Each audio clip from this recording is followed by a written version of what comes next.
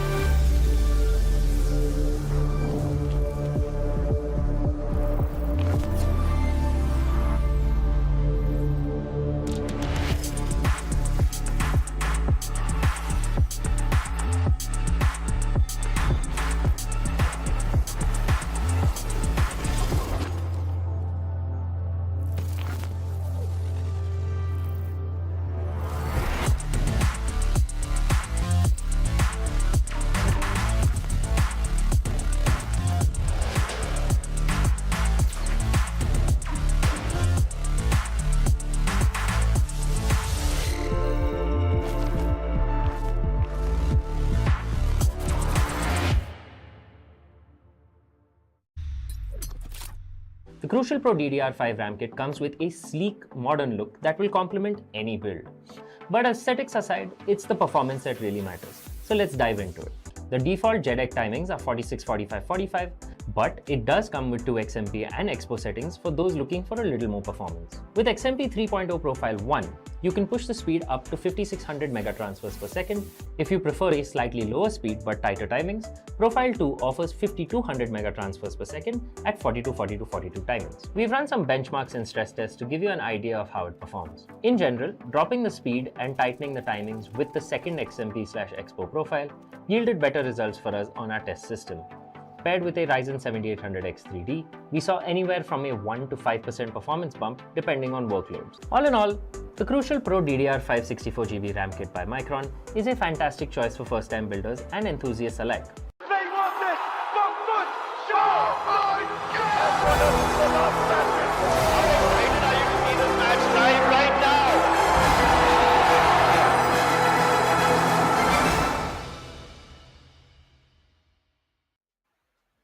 Well, hello folks. Welcome to the day number 3 of playoffs of the Esports Presents Showdown Series Season 2 of Valorant, powered by Crucial by Micron, with our GP partner as Zodiac Gaming and media partner as Gossip.gg. I am Raider. We do have Homely Show on the desk, and today we are going to witness the upper bracket semi-finals. So I guess the excitement is quite high. Homely Show, I want to welcome you, man, and I want to ask you, what are you expecting today?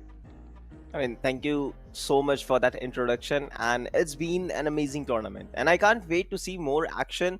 And along with that, I'm quite excited about upcoming stuff, that how players are gonna bring up things. I mean, today one of my favorite teams is also playing. There is ASTERISK, there is Neori, so I can't wait for their true reflexes to come up on the stage. So let's just wait and watch. I truly believe that Neori Esports is one of those beloved teams that everybody loves to watch. The kind of anticipation they bring into the action is obviously going to be quite amazing to watch. And so far, I guess, if you talk about the playoffs, it has been a fun run. Even not just in the playoffs, we have seen a lot of things happening in the open qualifiers as well. Talking about the open qualifiers, let's have an idea of what tournament format was all about. Well, we started with the open qualifiers on 16th of July, from which a single elimination bracket was followed, and from there, I guess we got top 4 teams from open qualifiers, and top 4 teams were there from the in-game premiere. So a total of 8 teams are there currently in the playoffs, and they are fighting for what? They are fighting for the grand finale, the grand stage, which will be on 28th of July. So that's why I have to say this, guys. Mark your calendars, because on this day, you will be able to know who are the champs of the Esports Club Presents Showdown Series Season 2 of Valorant. Talking about the prize pool, I guess, Homeshaw, you can give away the facts. Yeah.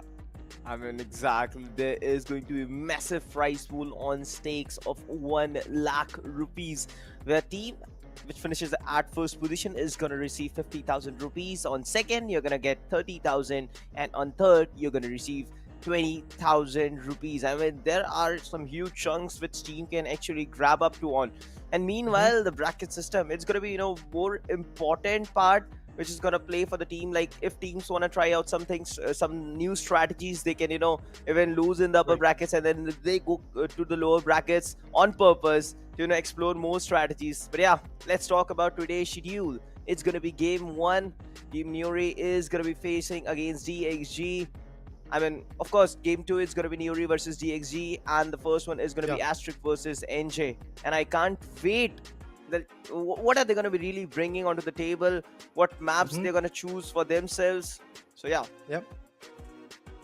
All of these things, the maps, the agent selects, the kind of play, that is going to matter a lot. But where the implications are going to be, guys? The implications are going to be on this chart. The brackets that we are talking about, to be precise. Yes, yesterday from top 8 teams we are left with only top 6 teams right now due to what happened yesterday. We got to see teams like Silent Assassins 2.0 and ZeroFlags.exe going out of the equation. It happens, guys, in a particular tournament. There are certain setbacks that teams are going to have, but that learning curve, it has to be in their favor. Talking about the upper bracket semi-finals, as you can see, Neo Esports is fighting up against DXG, and Asterisk in the very first match today will be fighting against Team NJ to get their slot in the upper bracket finals. How important is that? I guess we don't have to give away the facts, guys. To be honest, it's very, very important for both the teams to move on and get their hold on to the upper bracket finals. But then again, from 4 teams, we are going to see only 2 teams getting promoted into that particular scenario. The other 2 teams obviously are going to get dropped into the lower bracket. But let's talk about the map veto. It's pretty important. And as we can see, after the ban, Icebox, Sunset, Abyss, all these 4 maps are banned, and the maps that are remaining are 2 triple-sided maps. Initially, we'll get to see Haven as the first map, and then we'll get to see Lotus. If it's a 2-0, journey will end here. But if it's a 1-1 scoreline in a BO3 equation, we will go to the decider, and that's one of the best maps that I have to talk about. It is going to be the map of Ascent. I mean, 2 of those maps are going to be attackers oriented, and of course NJ is going to be attacking on map of Haven, and along with that there is going to be Lotus as well. But third map, the decider, is going to be our favorite Ascent. But you know what, Raider, I have learned one thing: the thing you love more, it always gives you a huge heart attack. And of course I love Lotus, but still I probably lose on this particular map whenever this map pops into my rank game. I always lose this one out. So yeah, exactly. You just have to play with me, what... buddy. I am a winner in Lotus. If you get me in Lotus, I am going to get you the game, man. So you are saying that your positivity will cancel my negativity, isn't it? It should be the case, man. I mean, we want to see some fun runs in the map of Lotus, but then again, if you talk about this map, I am totally agreeing with your points that it's very attack-sided map, specifically the A side. It's very hard for post-ban scenario to retake that particular side. It's pretty challenging. Correct. But then again, for the attackers like Team Asterisk, they are going to have a fun run in this particular map as well. Although it's the pick of NJ, I think they will be a little bit more, should I say, composed in this particular map, and they will be ready to react onto the strategies of what Asterisk is going to bring as an attackers. I'm looking forward to see how the play is going to get established. But let's talk about the first map, the map of Haven. Recently added into the scenario. I mean, it has taken a lot of time, and now finally we do have this map, and we have seen a lot of matches in this map as well. I think so far this has been the map in the whole playoffs, or should I say in the whole series, in the whole Showdown series. This has been one of the most loved maps. This had been one of the most picked maps in the whole scenario. So for that reason, I think individuals must have a very good idea of how they have to play along with it and how they have to evolve along with it. But talking about it, whom I want to ask you, the agents that you think that are going to come into this picture. I mean, if you would like to talk about Haven, I mean, of course, double initiator setup is always going to work. You need an Omen to actually control the side as much as you can, because there are long rotations which probably not possible in close constraint of time. So a lot of stuff that really can work on this particular map. So it's going to be map number 1, Haven. So I'm waiting for this one. And of course, you need a sentinel like Cypher or KJ so that you can lurk a little bit late, and you can go for those exit frags as well, and you can put a lot of pressure on the opposition. But here we go. I feel like teams are going to be listening to me, and it's going to be double initiator comp and a sentinel like KJ, Jet, and I can't wait Fluffy to get into action, because he's one of the dangerous players over here. And what do you think? So what are your expectations on those other players who can really give a tough challenge to Fluffy? I think when it comes to their opponents, I think the only individual which is far more close to giving a good competition to Fluffy is going to be Yash, who is also playing on a duelist. So the roles are pretty same. Are going to go for some entries, and along with him, I guess the best anchor that we have in these 10 individuals, I have to say this, it is going to be Icarus. No doubt in that. This guy, if he pops off, he can be one of the biggest hindrance in the attacking spree of Team NJ. That's what I truly believe, and for that reason, I have to see how he's going to get those implications done in Dust Red. But talking about the Sentinels, I and Azura had a pretty heated conversation day before yesterday that to which particular is going to be good in this particular map. And for me, I personally think KJ is the best thing that you can have when you want to anchor a particular site. Because if you see Cypher, I just want to put those points once again up front, guys, because I know in the chat people might be thinking why Cypher is not coming to the action in the map of heaven. The reason is a Jet in terms of entry. One pop flash, I mean, not pop flash, but one updraft and dash, and that's it. Tripwires are not going to do anything. Tripwires are just going to be ineffective. And after that, we do have a Breach, we do have a Sova as well. So those aftershocks from Breach and shock darts coming in from Sova can easily shut down those tripwires. So for that reason, I absolutely do not believe that Cypher pick is going to be valuable in this map. Any thoughts on that, Hum? I mean, I'm totally honest. I'm gonna be totally honest with you. Like, I totally, say that KJ is much better agent because its turret, usually slows down Jet, and of course sometimes it triggers its aim as well, so that KJ can have that advantage in that particular 1v1 fight. So yeah, KJ, I feel like it's better, and along with that, alarm bot can play a massive role in the garage area. You can get a lot of information, and if the enemies get vulnerable, the guy holding in garage can have that easy frag. So yeah, let's wait and watch how everything goes on. And along with that, if you talk about Cypher, I mean, the updraft dash which you were talking about, it always make sure that entry is going to be successful over there. True. It's going to be pretty interesting to watch how the whole flow goes on, because yes, we have a near mirror composition coming in from both the sides. It's all about how the executions are going to work. And it does feel like that it's not going to be easy run, because remember guys, they do have a cushion because it's a double elimination bracket that we are following at this moment. And these two individual teams are actually in the upper bracket. So they are fighting for the semifinals and they are trying to move into the finals. But then again, one team has to go down. I would like to see if it's a 2-0 scoreline when it comes to a BO3 equation, or is it going to be turning in a simple 1-2 scoreline. I would like to see some reverse sweeps. That's exactly what we got in the day number 1 of playoffs. But yesterday, the day was a little bit different. The first match that we got to witness, it was basically a 1-1 scoreline, and after that, yes, the final game was won by one particular team, and that's how Silent Assassins 2.0 actually unfortunately was out of the equation. On the high side, if you talk about the second game of day number 2, that also turned in a 2-0 equation. So a lot of things happened in that particular scenario. But as we can see, the teams are ready, we are ready, the chat is ready. So guys, let's give a big hands to these 10 amazing individuals who are here performing on the stage and making sure that they are going to get the best out of it. Because yes, we do have the level up leaderboard as well, but when it comes to the team performances, they have to go to the upper bracket finals, and look at them going bold. I guess they were trying to approach for B, showing some presence, but they're still being a little bit passive, but Wave gets fluffy out. That's a big dust. Yeah, exactly. Now they have to rely on their initiators, and they're going to be rotating towards A side. In the A, it's been anchored by Sova only, and he's going to be peeking through long. Slowly and steadily, players are trying to make their way in. Okay, he finally got that intel. He's going to provide some intel to his teammates as well, but no rotation being done yet. And along with that, KJ is looking forward to, I guess, push towards garage or not, I'm not sure, but it's going to be another rotation towards B side. So these guys were actually smart enough to recognize that strategy, and they didn't move a single steps ahead, away from this particular side. So it's going to be C this time. First B, and then it's A, and then they are going to a C side. Smokes goes in, Nanoswarm is out. That is going to just delay the entry, but Opa, he went for that late lock, which I was talking about. I mean, I haven't even, thought about it that it's going to be so early. But yeah, he exactly did it, and that crucial frag gave into the favor, and the side is open. It's going to be an easy entry, but they will lose their players as well. They have lost a big amount of their individuals, and we can see that there's a fake plant coming through.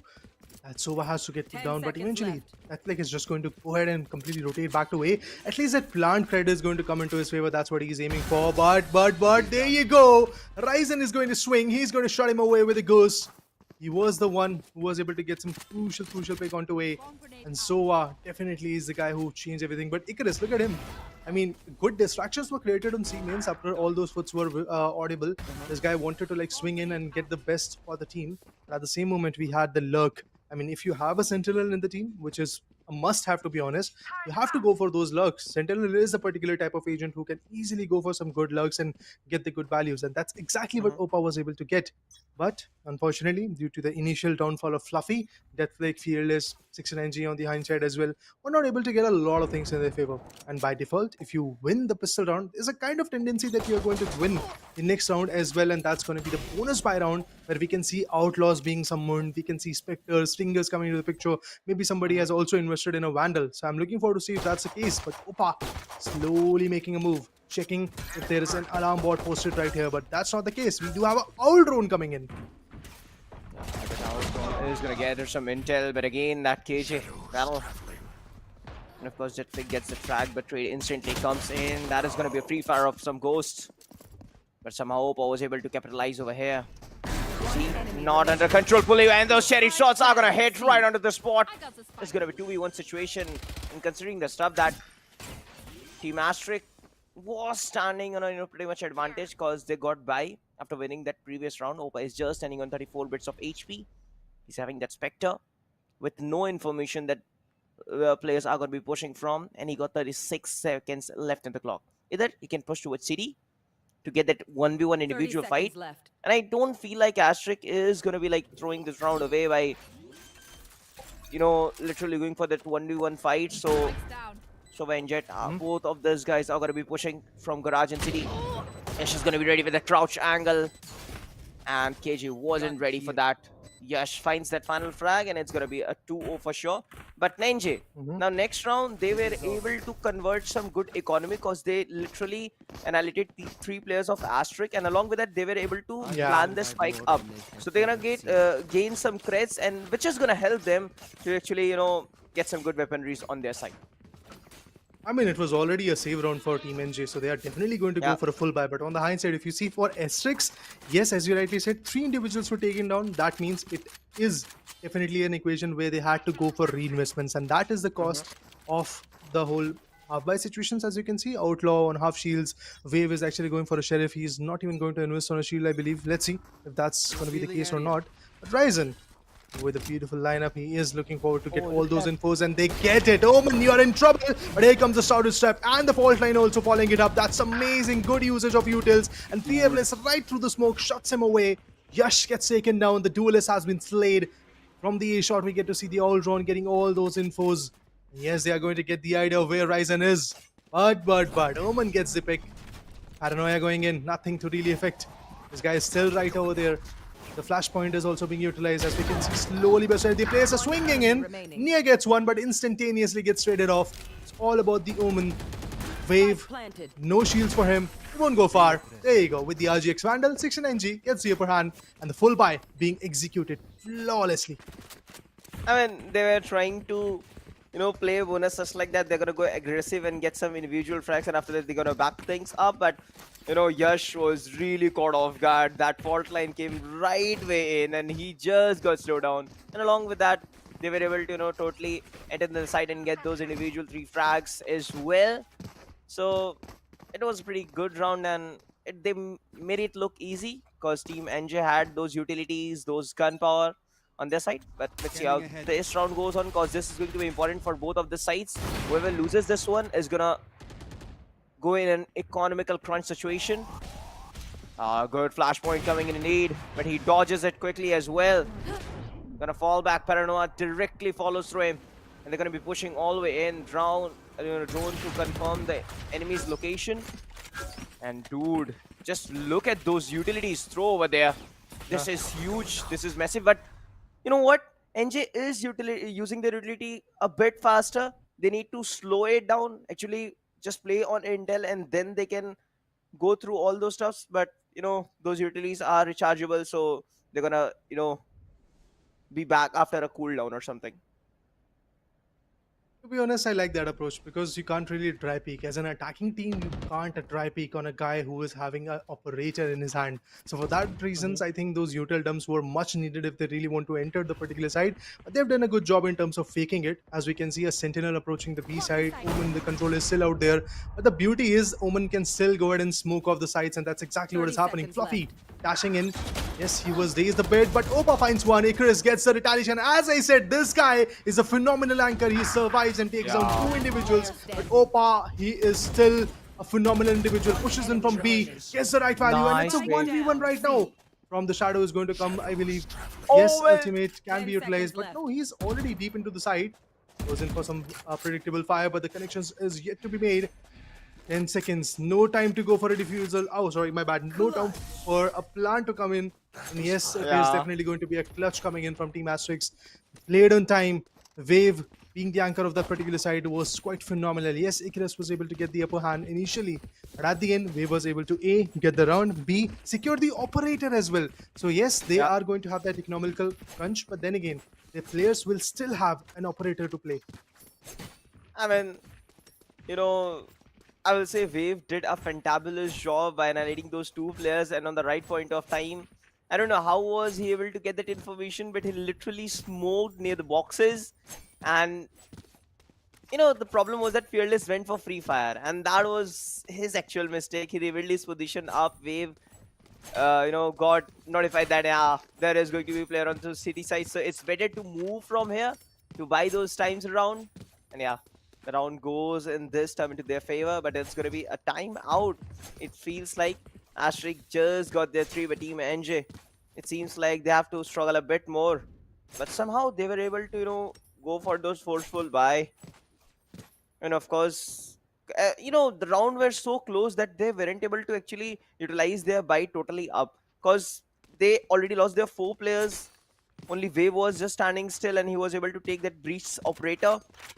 So let's see Uh-huh. how this operator is going to work into their favor. Let's wait and watch. I mean, in the previous round, as you rightly said, Yesh was whiffing a bit initially because, yes, the flashpoints were coming in, and after that, even the paranoia came through, and then it was followed up by the owl drone. So it was a little bit tough for Yash to like really get the right connections onto the whole scenario. But still, I have to say this that the journey so far has been quite phenomenal for Asterix, and the previous round that they were able to uh, get in their favor was very, very important. It was very, very needed for them, and that's exactly what they did. Now NJ on the back foot, it does feel like that Asterix is going to give them a lot of pain at this point. But still, so many rounds are left, and NJ, you are on the attacking side, you are on the comfortable side. I believe Team NJ is going to bring in some beautiful strategies. The flank was good, no doubt in that. I mean, the way they were like able to give away the information on A, the util dump that came onto the A side, and then after that they rotated for C. To be honest, the C execute was something that was the worst part of this particular previous round. Other than that, if you see the backstab that came from Opa, it was so amazing. If you see Fearless, yes, he was the last man standing who was right there on A. Meanwhile, the other 3 individuals were approaching the C side. Yeah. For that reason, I have to say this, Fluffy, you entered the side, but nothing of a value came through from your corner. Deathwig, I still have to see how he's going to pop. I mean, he is a phenomenal individual. And Flame, I can bet that whenever we get to see Flame winning this first map, he is going to become the Venom Spidey. Exactly, and if you talk about Icarus, he's just too good, to be honest. I mean, the way he's utilizing his utilities, it's a different way. He's like totally putting one of those nano storms into the C mains area where players can get a slowdown a little bit. They can buy time, only Jet of drafts and enter so that they can take that individual fights. They can overpower Jet, and along with that, he's continuously switching position of his turret. First, initially we saw that the turret was placed into the garage area, and after that he went near boxes. So yeah, this is totally making their opponent confused that where is going to be that turret position. So they aren't able to directly commit onto one side, so they need to take those times. But I feel like it's gonna be a quite easy entry towards A side as well if they were able to do it. So because they are totally slowing down operator by just using their fault line. So if they are looking forward to go for an aggressive you know strategy, then they can surely go for that. And along with that, this round Team NJ is going to have a little bite, as we all Mhm. know they were able to win the round previous after this one. So yeah, they will be able to buy some. But let's see what is going to be their strategies. They're going to be revealing it soon. But Opa ultimate, it's ready. And along with that, Vivian Ryzen ultimates are also ready, which is gonna play a tremendous role in terms of denying the plant and everything else.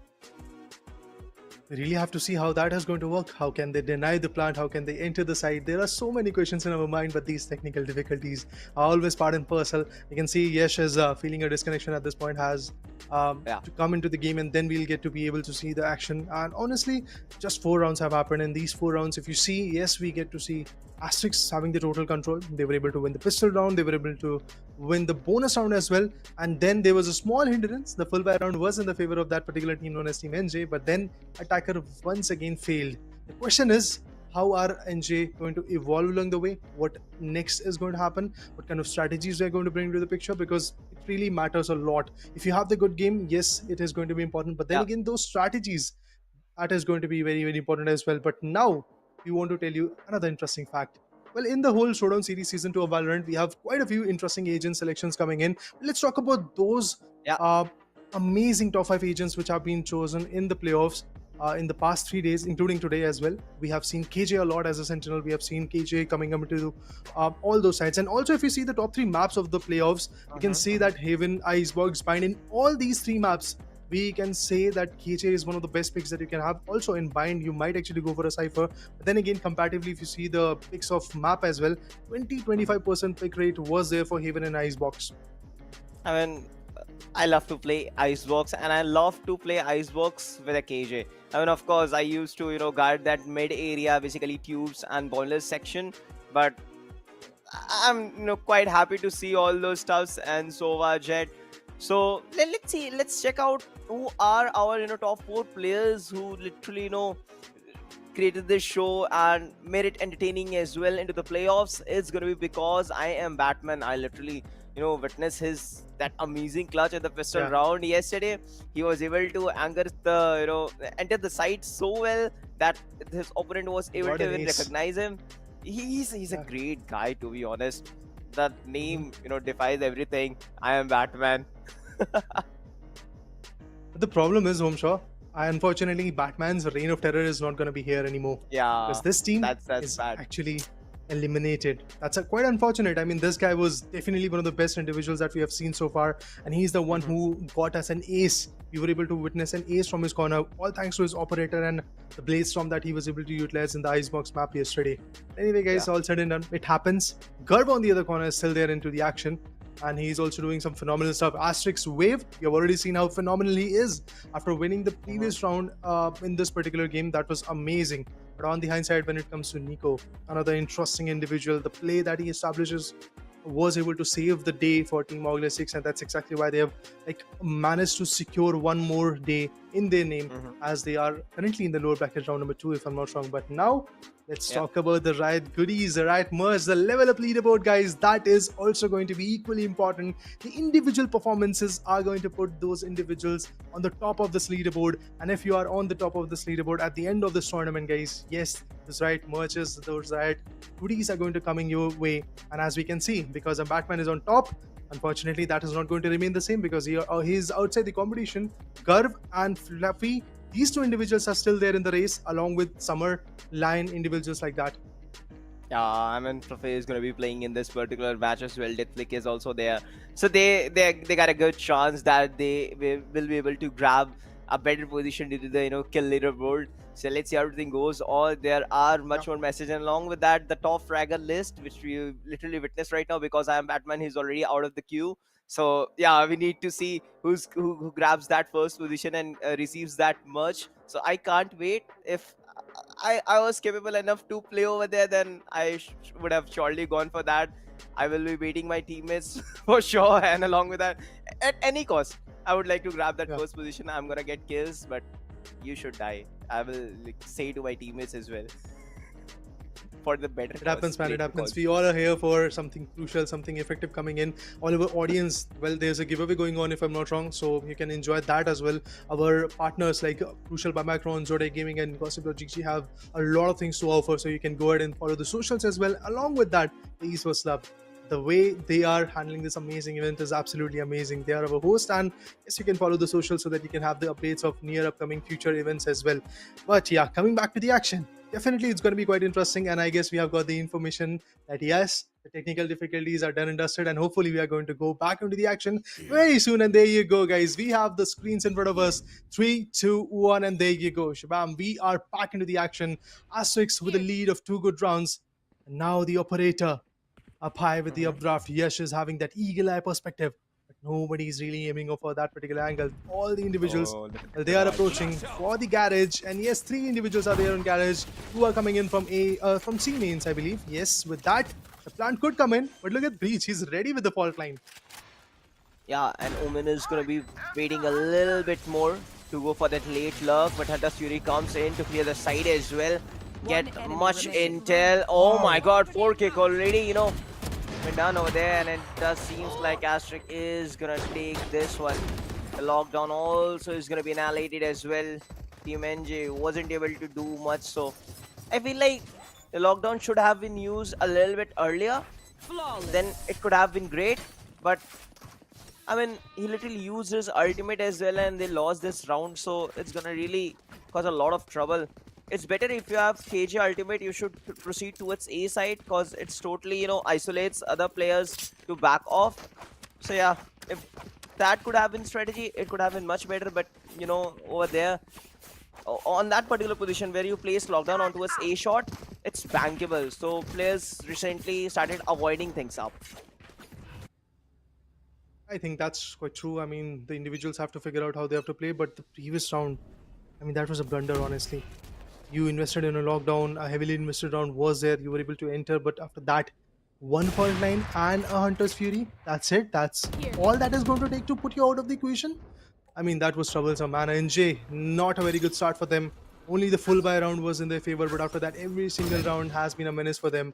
And as we can see, it's basically one of the equation where we have Vandals up against Sheriff. 50, yes, he would like to have that, but let's see if that's going to be the case. Are they going to get a thrifty round in their favor? It does not feel it's not going to be that easy, but yes, counters Opa, who had a Guardian in his hand. Nothing valuable came so far from A shot. We have another swing. We have a Sova versus Sova play coming in. The shock dart is going to hurt him away. As we can see, the HP is going to get depleted quite a bit. Well, let's see what happens next. The dart is going to give the information, but Yash is not going to fail when it comes to his swings. He's still going to be valuable enough. The fault line comes through, but it does feel like that it's a total downfall of this particular team. But Fearless is still there, anchoring the whole equation. He's still looking forward to get some good picks, and he did it. Wanted to switch his weapons, but he won't switch it as he goes back to spawn. Gets shot down by Nia. And from there, we do have a 2 versus 3 score, and it's still doable. I can still reach for this team known as Team NJ, but in order to get the rounds in their favor, they have to be even more effective. Rolling Thunder being invested. 69G gets one. We have the flashpoint, which is going to save the day a bit. The time is running out. No plans going to come, I believe. Oh, there you go. Flashes versus flashes. Still, he was able to get a plant. And 69G, it depends on him. It's going to be 1v1 so a showdown. He's having Hunter Fury. He can like really play on that particular ultimate. The shock that comes in, Ryzen is gonna be diffusing, and he goes with that. Wait, what? He's gonna be sticking. What? But why? The time runs out, and he thought it's gonna be a fake Ryzen in the end. But that final nail in the coffin. What a play by Ryzen. He really thought it so that he's gonna be like really rotating from the garage, and dude. That's how you should such a long rotation, predict your opponent move. I mean, of course, he was trying something different, but he could have used his Hunter Fury to actually deny that diffuse, but he didn't have that info that he's going to be diffusing because he's already used his Recon Bolt, which was denied by his opponent. So, a lot of confusion, and Team NJ, it seems like a grim situation for them because they are losing rounds after rounds after rounds, and the previous round was, you know, pretty much safe. So they will be able to at least, you know, get some good buy over there. Would be looking forward to it, but Wave, look at him. The guy who wants to be on par definitely was able to get a crucial pick. The full buy round is also toppling down for them. Yash gets one more down. It's 69G who has been taken away. But the operator from Fluffy is never going to stop. You get to see him being the beast that he is, the behemoth. But what will happen? Oh, Deathlick. That's amazing. He crouched, he peeked, he swung, and eventually was able to take him away with the Phantom. Prime Phantom in his hand is looking absolutely on par as he gets the value as well.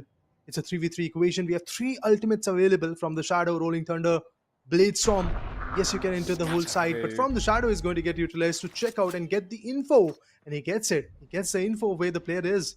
Apparently, they do have an idea that there's a backstab coming in. They can easily approach the C side because there is nothing valuable when it comes to a KJ because the KJ has been taken down. So all those alarm bots and other utilities are not going to work. But Wave, this was good. This was an absolutely amazing shot coming in.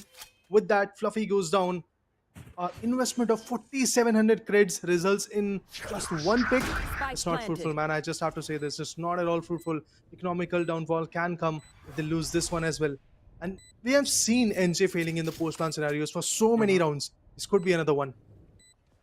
And I feel like Netflix Rolling Thunder can play a huge role in this particular stuff, and he's surely going to utilize things up. And Fearless, he literally caught Yash in the mid-air. Ryzen is going to be there, but Aftershock comes directly in. Domin is going to be pushing from the garage, and Fearless finds another one. What? Fearless is literally playing like a mammoth. Trust me, the way he's helping get Flick out there, it's a wonderful sight to be seen. And it's going to be another round for NJ. But you know what? It's never late until it's too late. But yeah, 5-2, and they're going to take a breath of, calmness over there that, yeah, finally we were able to get this one.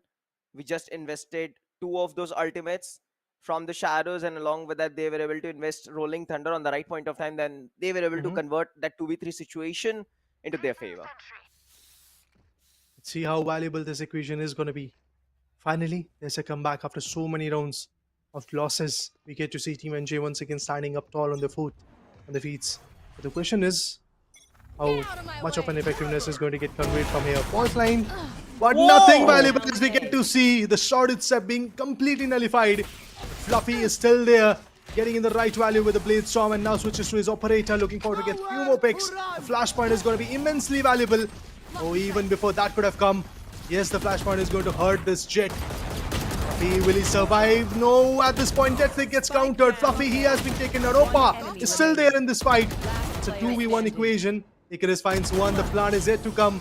But no, you won't be able to plant. As I said earlier, Icarus is one of the best anchors of a particular site. This time again, he saves the day. But look at how it all started with a beautiful operator shot, and after that, so much whiffs coming in from Wave. But finally connecting the shot on Deathlick. I just thought maybe Deathlick is going to take him away. That just didn't happen. Icarus with a 1v2 at the end. So amazing and so calm at the same moment. This is why Team Asterix is still prevailing on top. I mean, earlier he went with a narrow angle, and after that he went a little bit wider. He was crouched on the position, and of course Opa wasn't able to find it out. It's been a good battle between Icarus and Opa from the very start. Oh my god, how can you whip that, Yash? It's gonna really hurt him a lot if, this guy's were able to convert this round. But it's gonna be a kind of semi-buy. He is gonna be investing in. Unfortunately, his Blade Storm is in prison there.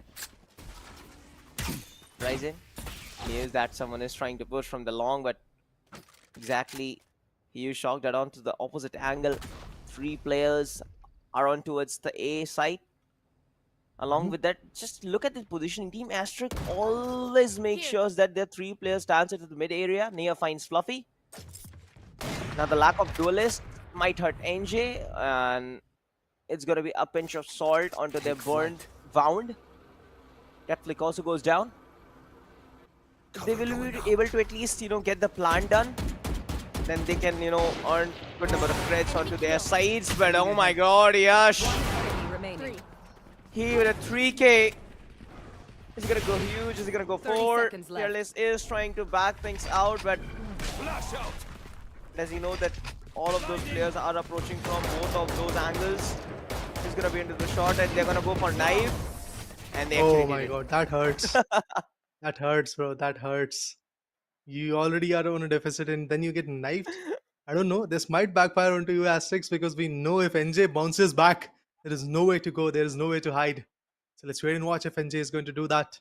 Meanwhile, as we can see, the tense moments in the whole scenario, in the whole scams. You can clearly see how tense these individuals are. Obviously, the mental pressure is going to be on.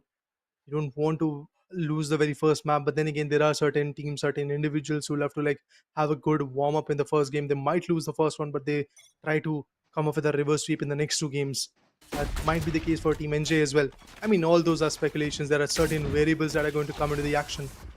Here comes a good approach once again. We have a fully invested round. NJ with the old drone, they're trying to clear away the side, and once they have the confirmation that the side has been cleared, they are going to swing, and as we can see, the swing is going to come. But what a shot that is! Through the smoke, this guy still connects. He knew where the players could be landing in, where the players could be swinging in from. This guy just finds the right value out of it. Amazing, amazing value coming in from Yash. Yes, he whiffs a bit initially, but when he finds the value, everyone goes bonkers. That's exactly what happened. The plan is yet to come. Let's see if they're going to go ahead and get it done. The commitment is here, guys. Yes, they are making sure that the plan is getting queued. But under the Haven, 69G, you don't have a lot of HP. We do have defenders locked on coming in. Defenders KJ investing on that lockdown is going to be valuable. But look at those picks. Fearless finds one, but Ryzen, this guy with a 3K. Oh no, actually a 2K. It was Yash in the mid who gets the third K as well. So basically, home. This was a 2v5 round where Yash gets 3, Ryzen gets 2, and that's it for Team NJ. I mean, Yash was able to, get that early flag in the initial stage, and after that, it already became a bit tough. And after that, investment of that defender's lockdown actually made things a bit more chaotic, and they weren't able to evacuate that round in the right point of time. And along with that, fault line also caused a little bit more trouble over there, and in this way they just lost this round. And I feel a bit pity for them on that particular situation. He literally got annihilated. Okay, so Opa, he's going to be restarting his PC soon. He's going to be entering the match. A kind of DC over there. But Icarus, what a man is he. He's doing a fantabulous job from side of his team, and Team ASTERISK, they are standing strong in this particular map. And it's always happened, Haven is a pretty much, attackers oriented map, but we always see people winning onto the defending side. I don't know what's the case behind it, but it feel like ASTERISK is going to stand strong in this particular map because their coordination, their individual frags, and those initial, frags were, totally able to, they were able to deal with it in the early stages. And along with that, if you find opposition team NJ, it seems like they are losing their duelist early. It could have been better if they can go for trades in every round. Then that could have been a much reliable, play style. It's always good to have those trade fires, man. I have said this enough time in this whole Showdown series that you have to have those trade fires. I mean, to be honest, the entry part is something which was not that good initially for Team NJ. Now they have fixed that. Now it's the trouble of post-ban scenario. The last 40 seconds that they get in the post-ban scenario, every now and then they are failing in it. That's exactly where Team ASTERISK is able to get the upper hand into their whole scenario. And ASTERISK on the hindsight are playing in a very good harmony. All 5 individuals are playing in a sync. They know when to take the trade fires. Even through the smoke, their shots are connecting, man. What more do you need after that? The shots that are being connected, the connections that you're making, the kind of mental imbalance that you're creating onto the opponent's perspective, the pressure that you're making onto them, that matters the most. Well, this time, we are entering the 11th round, and as we can see, it's basically 4 individuals pushing right there onto the C side. We have a strong grid stopping them. But the Jet is going to push in. The Abrupt goes in from the shadow being utilized. Yes, they do enter the C side at this moment. This is the best moment to go for a plant. You can actually pull in the big efforts, but Yash is going to get attacked and shut down with some beautiful shots. Initially, yes, he had to go for a dash because of the storm grenade that KJ was able to appoint, and then after that we go to see Fearless coming into the picture with the Guardian shots. Now, that's one way to stop your opponent. But if you can see, Sova is still holding the garage doors. He's still waiting patiently to go for a backstab. Fluffy, will he get something valuable? Yes, indeed, he's gonna get it as Icarus swings, but Wave retaliates. The flashpoint comes through. Slowly but surely, there's a possibility of a diffuser coming in. We can see a half diff. Oh yes, that guy is being the ninja at this point, and he is going to get it away. Yup, it's done. Wave, being the sneaky individual, still steals the show. That's amazing. That's one way to shut your opponent down. You know that the manpower is there, so just go for a smoke and then eventually stick it in. Stick the spike. And yes, that's exactly what happened, guys. Look at this. Ryzen was taking a battle. He was able to come up with a 1v3 in that particular scenario. But at the end, Wave, you become the star of the moment with that ninja defusal. NJ, they are Yeah. just crippled at this point. I just have to say this, man. They are just in a very bad spot. Yeah, exactly. And Asterisk is very far away in this competition right now. And if you talk about Ryzen, what a great cover fire he literally gave to his teammate. That Wave was able to defuse it and the opposition wasn't able to even touch him. But it's going to be a hard push to its B side and it's going to be last round. Oh, dude! That Hunter Fury and Aftershock just does the job. That freaking Wow. Fluffy are out of the comp. And it's going to be 3-5 situation and he literally jumps over there. He removes his position and it's going to be 1 middle. Fearless whiffs a bit, but player later on he standing. was able to capitalize it. Wow, man. Wow. Shuts down 69 gen. It's all down to Fearless surviving on bits of his HP and he's gonna be annihilated. It's 10-2. It's a pretty much tense situation for NJ. Whatever they are putting effort into, it's not going according to the plan. They are losing rounds after rounds after rounds, and now it's time for side switch. Let's see what they can really bring on towards the defender's area. It just feels like that Asterix is just better today. The way they're performing, the way their picks are coming in, it's absolutely amazing. It's an eye candy for us Valorant enthusiasts to watch. The way Team NJ is altering down, obviously. NJ is still trying to pick up the pace. It's not like Team NJ are making some huge blunders. Yes, there are certain rounds where they have done that, but in quite a few rounds we get to see that Team NJ is trying to pick up the pace. But then again, the only way they are faltering down is because of Asterix's good execution, be it the denial for a plant or the post-plant execution. The way Yeah. Asterix is performing is something amazing. But now, as the sides have switched, you are now in the shoes of Team NJ for the second half. So let's see what's gonna happen. Fluffy, he is overcommitting quite a bit. He's trying to be a bit aggressive. His foots are visible. Yes, there has been a clear idea. The Sova knows that we have an individual right here, and there comes the fall line. Jesus. He knew. He gave up the information to his teammate, and that was the follow-up. Ryzen gets the first pick for the team, and once again, Fluffy becomes the early casualty. This is not at all good. Fluffy so far has not at all being effective. No right clicks are going to work. You had to go for some initial left clicks. This guy missed a lot of shots. Well, he connects one, but instantaneously trades. That's what I'm talking about, home. The trade fire has to be there. Look at this. I mean, you were able to take down Yash, but instantaneously you get to see like Wave was right there, taking the trade for his teammate. That's what matters. I mean, Planted. if you see the difference, Asterisk was available everywhere. I mean, wherever you go, they were ready to haunt you. But meanwhile, Team NJ, in search of victory, in search of kills, they tried something out of the box and it didn't work in the first round. It was the recon bolt and it's gonna be a diffuser time. One-way smoke. Now that's gonna hurt him a lot.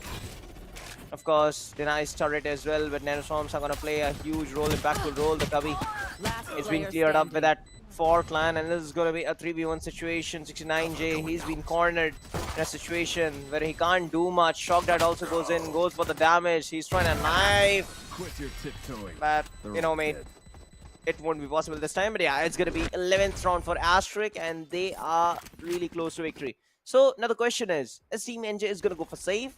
I feel like they need to go for so, because this could be the last round for save, and if they will be able to, you know, convert this one into force, I feel like force is going to be a much better option, because your opponent won't have much sheer tills, much economy to go for, you know, heavy buy. So I feel like if they will be able to force things up, then it might turn into their favor. NJ, don't you think so? I also think that force buy is the only option that you have. If the match point is here, then you just have an option of an OT coming in.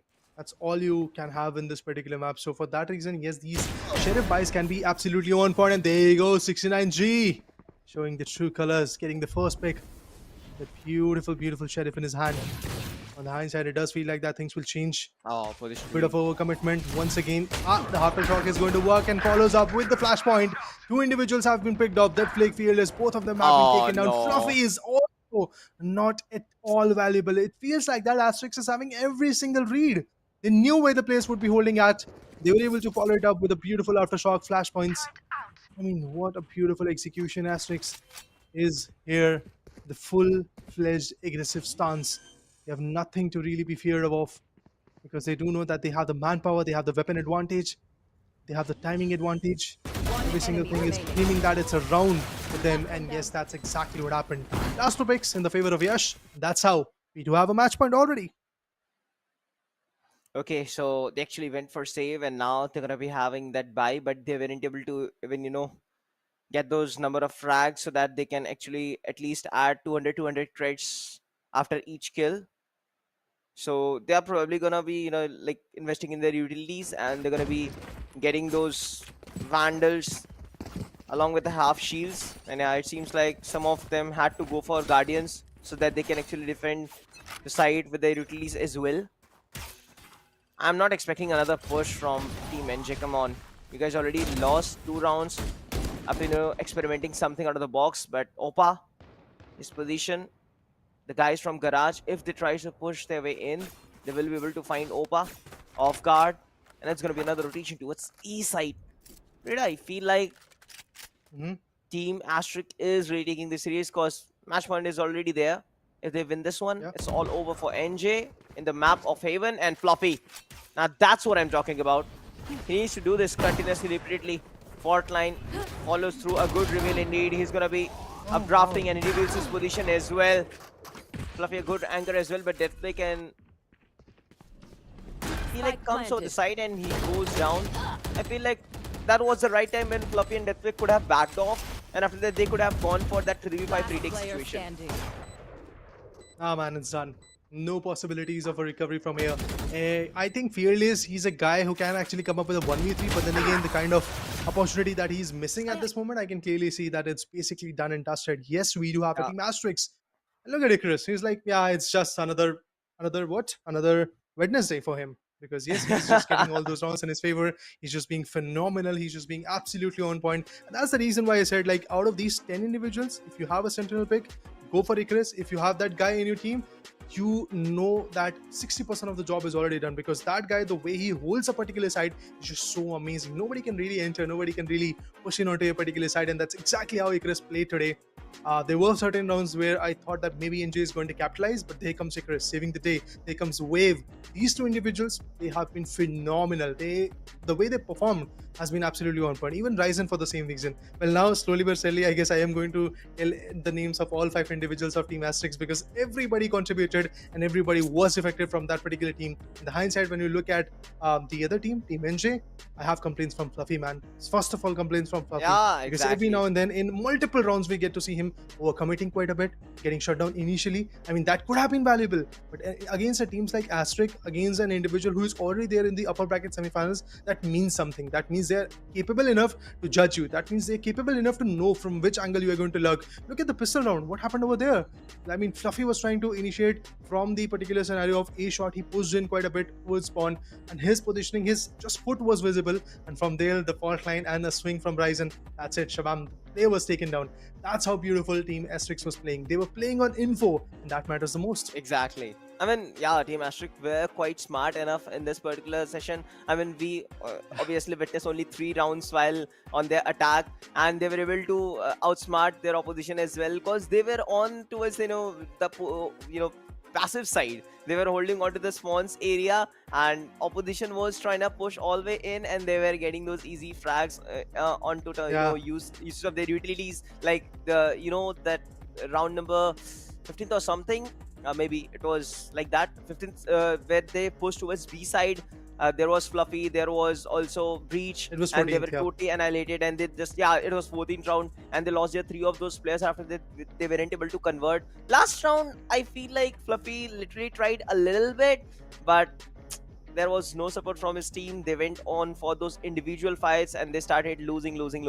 Still, that was a 3v3 retake situation. They could have done that, but that's what matters, that Team NJ wasn't able to win in this particular map. So they might have chance in other maps as well. It's going to be Icebox, Lotus and Ascent. So let's see what goes next.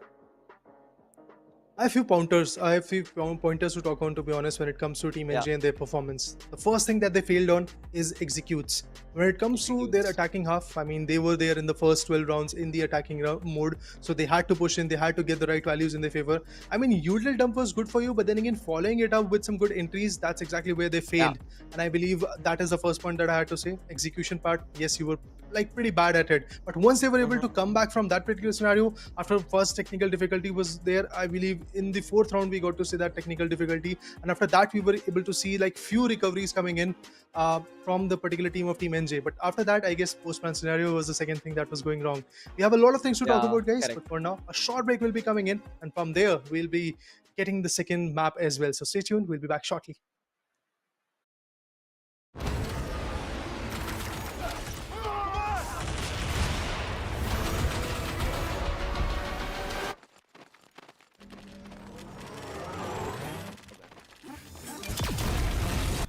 When are you gonna upgrade your system?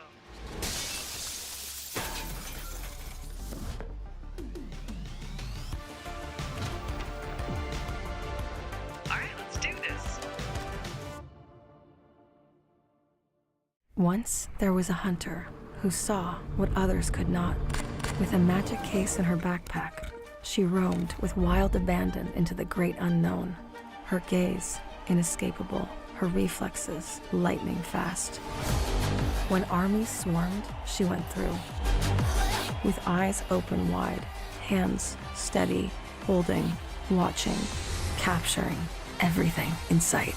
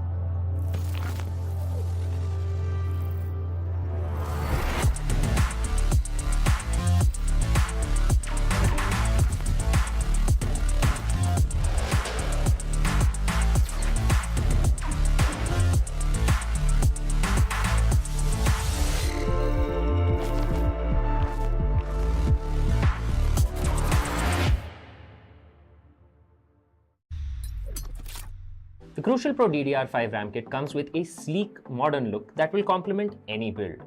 But aesthetics aside, it's the performance that really matters. So let's dive into it.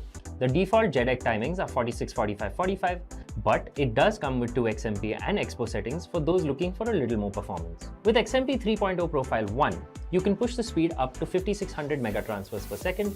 If you prefer a slightly lower speed but tighter timings, Profile 2 offers 5200 megatransfers per second at 42, 42, 42 timings. We've run some benchmarks and stress tests to give you an idea of how it performs. In general, dropping the speed and tightening the timings with the second XMP/Expo profile yielded better results for us on our test system.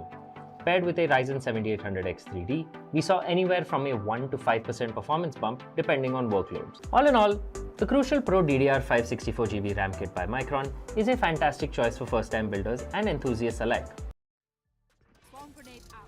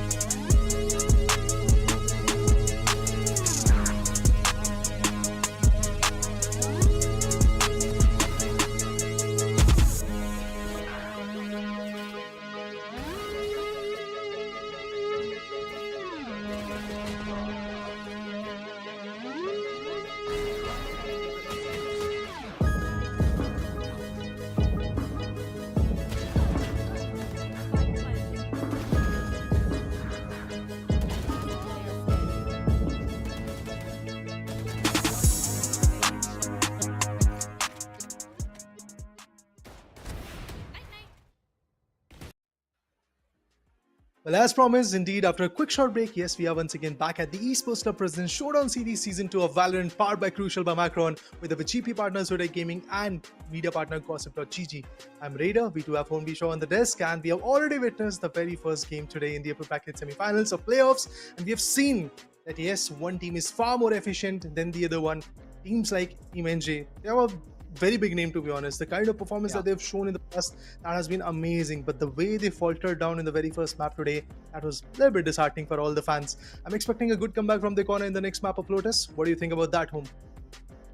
You never know what's gonna happen next, because previous map was already attackers oriented, and still Team Asterisk were able to beat them in being on the defending side. But yeah, scenes might go a bit different on map of Lotus.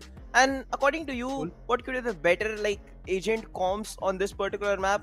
So first of all, we need to check the score out. This is 13-2, and we can say complete annihilation of Team NJ and complete domination of Asterisk over there. Jet Yash was able to secure 17 frags with a carry of near 2 or something. Along with that, Wave, Ryzen, a good help indeed. Nia, Icarus, everyone was so good. But meanwhile, if you talk about opposition, they were struggling a bit. We saw amazing Fearless round coming in over there. He did a fantabulous job by taking that Omen, and along with that, he even clutched those multiple rounds for the team. Yeah, there were quite a few moments when Fearless was the lone wolf. He was fighting for the post plant. He was making sure that his defusals are not going to come. I'm talking about the first half, but it really didn't work, guys, at the end. But yeah, when we talk about the MVP of the map, it is definitely going to be Yash. This guy, the way he performed was quite phenomenal. I know that the headshot person might not look that good at this point. It's just 6%, but at the end, I feel when you can get the value by hitting the body shots as well, I mean, you are the on-par guy. So yeah, that's exactly what happened to Yash. The ACS of 302 and 5 first skills, he definitely was able to stop a lot of aggressive stance coming in from the Team NJ. And the beauty is, with a 10-2 scoreline, we can clearly say that the attacking half was not at all, by even a smallest margin, it was not at all in the favor of Team NJ. They failed miserably when it comes to their attack in Lotus. In Heaven, my bad. But in Lotus, things might change. In Lotus, things might go in their way, because Lotus, A, it's their pick. B, they are actually on the attacking side. I'm looking forward to see which particular side they're going to play on and how effective they're going to play into the whole scenario. Talking about the agent comps, I think once again, KJ pick is definitely going to be very, very important. You can have a Gecko, but yeah, Breach and Regis combination should be working in this particular manner. You can go for a Jet as a duelist as well. But for me, my comfortable team comp is going to be, I think, a Breach and a Raze combination. It's pretty much predictable what can happen with that combination, but then again, that combination still works quite a bit. The Painful Nails, the Satchel picks are going to be quite interesting to watch. Viper, it can be a very good approach for a controller, but you can go for Clove and Omen as well. I want to hear your thoughts on that. Which particular agents do you think? I'm partially agreeing to you, but partially I'm not as well, because I feel like Fade also gonna play a great role in this particular map as an initiator. Fade along with a Raze for sure. That duelist is much required in this particular map. You can also come up with in terms of controller, you can go double controllers, Astra and Viper, or you can totally play with Viper. It's gonna create a huge impact. And along with that, supporter initiator, if you would like to talk about, I feel like Sova might play a good role, but you can also go with Breach. But Fade and Breach don't go very well together, so they can also go with Fade and Sky, or Fade and Sova is gonna play much better role. And along with that, one more agent. What do you will prefer? It's Deadlock, Sentinel. Okay, so there are two unconventional approaches that you're talking about. To be honest, I am talking about them in an unconventional manner because of the fact that we have not yet seen even a single Deadlock pick so far in the competition when it comes to the map of Lotus. And apart from that, yes, Fade, I slipped my thoughts on that particular agent as well, but eventually Fade is one of the best initiators that you can really have in this particular map. The Prowlers, the Haunt, all those things are going to be absolutely valuable. Yeah, go for it, Home. Yeah, I want to add one more a bit out of the box thought, that Deadlock and Cypher, if they prefer double Sentinel comp, then this could be one of the most dangerous setup, because whenever you are gonna go for trip break, you are gonna shoot over there, then sensors of Deadlock can play a major role. So if you apply this particular setup, and because they don't have limit range, these Sentinels don't have limit range, so they can totally go all out if cipher trips being placed on C mains, as well as deadlock sensors. One of the sensors placed on C main, and after that one of the sentinel then anchor towards B side by putting all those stuffs over there. So it could be quite a dramatic situation for the opposition. They will find it tough to attack on those particular two sides, and they have left only A, and 3 other players can guard onto that side. So it could be a huge risk, but huge risk equals to high reward. Let's see if that risk is something that these individual teams are trying to look at. Because honestly, when it comes to the approaches, so far we have seen what NJ is capable of. So far we have seen even ASTERISK in the map of Lotus in the previous match. I'm talking about the upper bracket qualifier rounds, and also in the BO1 equations in the open qualifiers, we have seen them performing in that particular manner in the map of Lotus. So I think it's one of those equations where KJ might be the case, and apart from that, yes, I think Fade is definitely going to come. But all of those speculations are going to in turn be here in front of our screens, guys, because we have got the agent lock screen. And yes, when we talk about defenders, yes, we have the sentinel lock coming in, and it is definitely the combination that I was talking about. Although the been chosen and it nullified with Neon. That's interesting. Neon, again, a very fast-paced duelist that you can have, but Fluffy, you have to be valuable, mate, otherwise it's not going to be easy.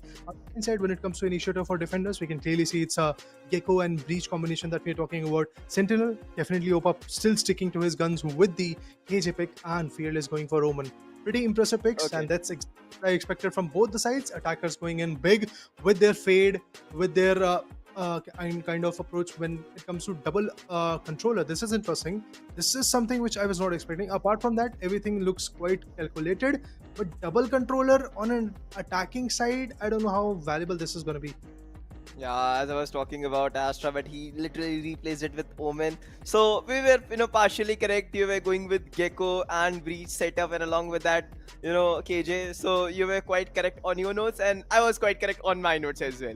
Yash went with the threes, and along with that, I wasn't expecting Puppy to pick this Neon up. How is he gonna really cope up with the team? Let's wait and watch, cause whenever it's a bad day, I always go for Neon, and I go, shooting everyone out over there with RNG and stuffs. So let's see how Fluffy will be able to perform, because he really need to be very fast. And along with that, when you are playing against players with such high caliber, it doesn't matter how fast you are. They're gonna cut off you mid-air, either you are dashing all the way in, it doesn't matter. And meanwhile, let's see Team NJ, they are trying something out of the box, but let's hope it works into their favor, because it feels like they are going quite counter to their opponents, because they know when they are gonna be entering towards the A side, it's always gonna be Painshell NCs, which is gonna be dropping onto the mains area. So they will be able to, slow down their opponents with Breach, stunned over there, Faultine I'm talking about. Then they can go for later on retaliation. So yeah, I feel like they have created more of a counter team instead of playing their best in this particular map. See, there's one more fact, and that is NJ is right now in a very tricky spot. They do know that they have to win this map, and all the maps that are going to come up next, including this one, be it this second map or the third one, which is going to be decider, is basically a map where the do-or-die equation is going to queue in for Team NJ, because ASTERISK on the other corner has got already a very good lead in their favor. They have got an advantage of 1-0, so they would be not having that kind of mental pressure in their minds right now. But ASTERISK on the attacking role, they have been quite phenomenal.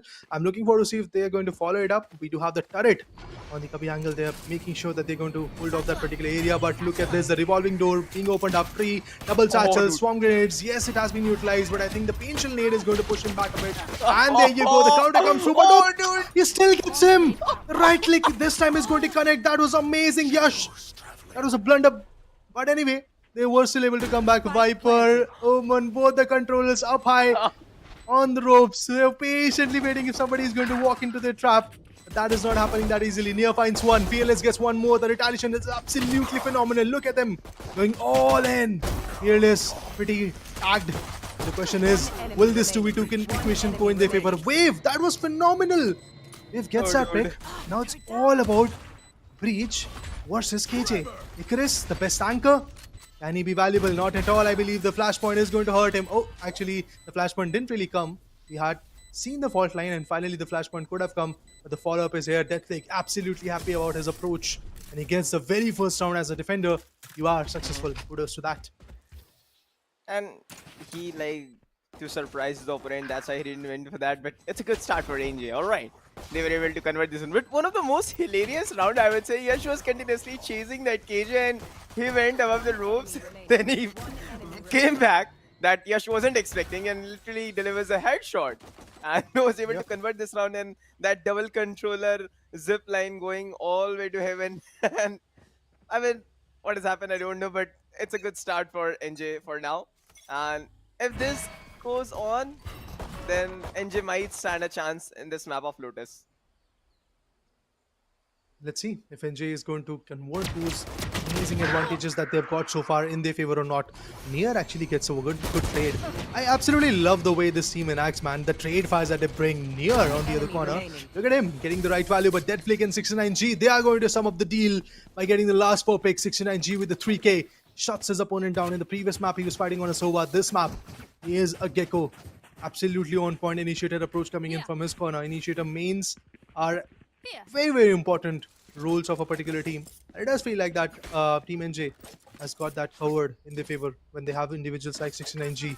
The way this guy performed was quite amazing to watch. But now, here's the time when the full buy is going to come. Here's the time when Asterix is going to be a menace. Let's see if that's going to be an effective round for them or not. Patiently waiting to see what happens next. There goes the Haunt. Giving up the info. Shrouded Step being utilized. Pulling off the cubby angle. But look at the overcommitment. The players are pushing in. The fault line is going to pressurize quite a bit. But still, Yash, being the fruitful guy that he is, gets the first pick, falls back a bit. And I think they are now approaching for A side where the toxic screen is already up. Oh, Nair was able to get those intels around, but it's going to be a rotation from the side of NJ. They were able to come over this side. Fearless already entering the side, but already takes a huge... Oh, fuck! Good nanoswarm indeed. Boomward got denied.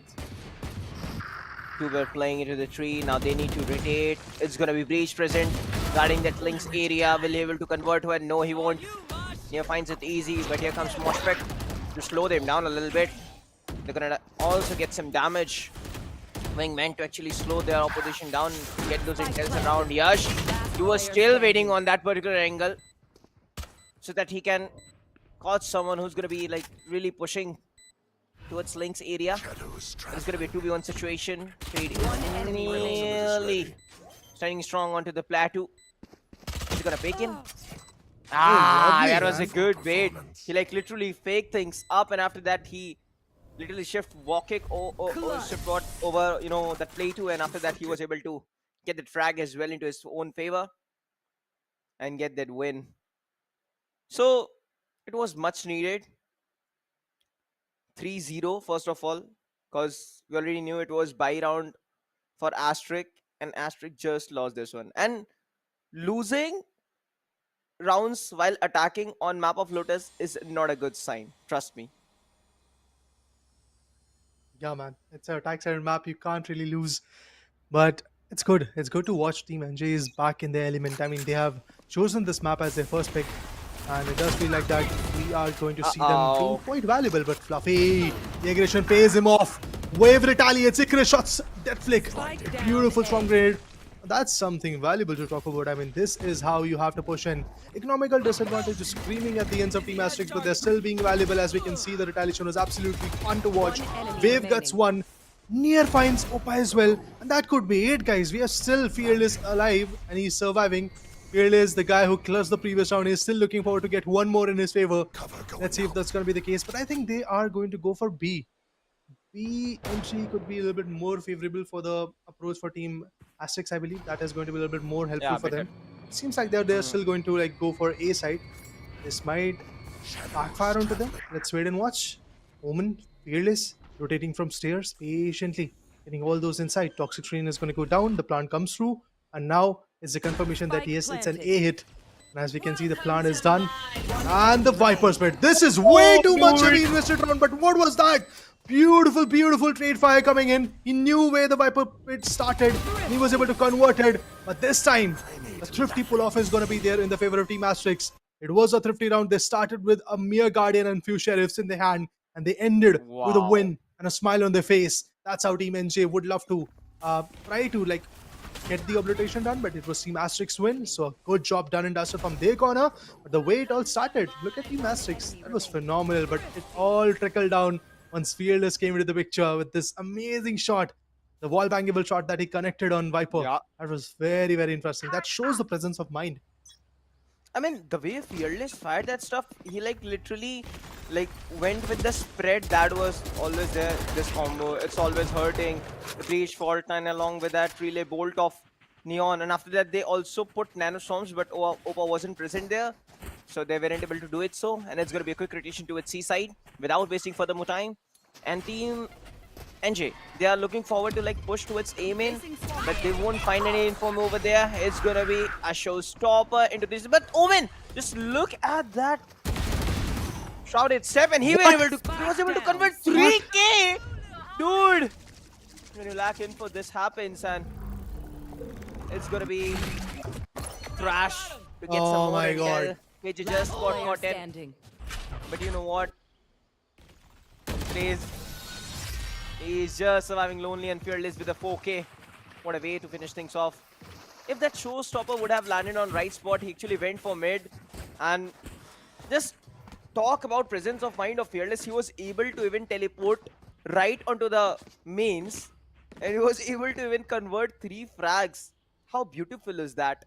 And no one was able, you know, they're present to take that trade. At least they went for that 1-1-1 individual fight and Yeah. just lost this round after investing so much things.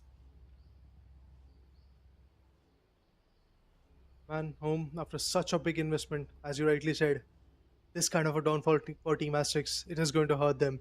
These were the equations where NJ was getting crippled in the previous map, but it does feel like that once NJ is here in their map pick, they are in their element, they know what they're doing, and Fearless. This guy is indeed quite fearless. He is right there in the middle of the fight and gets a 4K in this previous round. That was amazing. Even ultimates being invested from the other attacking side is not being valuable, be it the previous round Viper Spit or this current round that we were just watching. The showstopper that was not feasible. So it is definitely hurting them quite a bit. It does feel like that from here, the challenge is going to be quite on par. We never know who's going to come through, who's going to cut the deal, who's going to bounce back in this whole equation. But so far, it does feel like that Team NJ, they are not having the upper hand at this point. I mean, they do have the upper hand, but still, I have to say this. Like, basically, when you talk about the opportunities, Team NJ, the way they are getting those rounds in their favor is due to the mistakes that Team Asterix is making. I want to see some beautiful plays from Team Asterix right now. Team NJ have done great jobs in the previous few rounds, but let's see how far these guys are going to go. Fluffy! He still gets a 2K. That's phenomenal stuff, man. But I don't think so. The Omen is going to survive quite a bit. Fluffy might be securing the 3rd K very soon. Look at those beautiful usage of utilities. Wow. They were trying to execute same thing on map of Haven, but it's happening here right now. Paranoa comes in.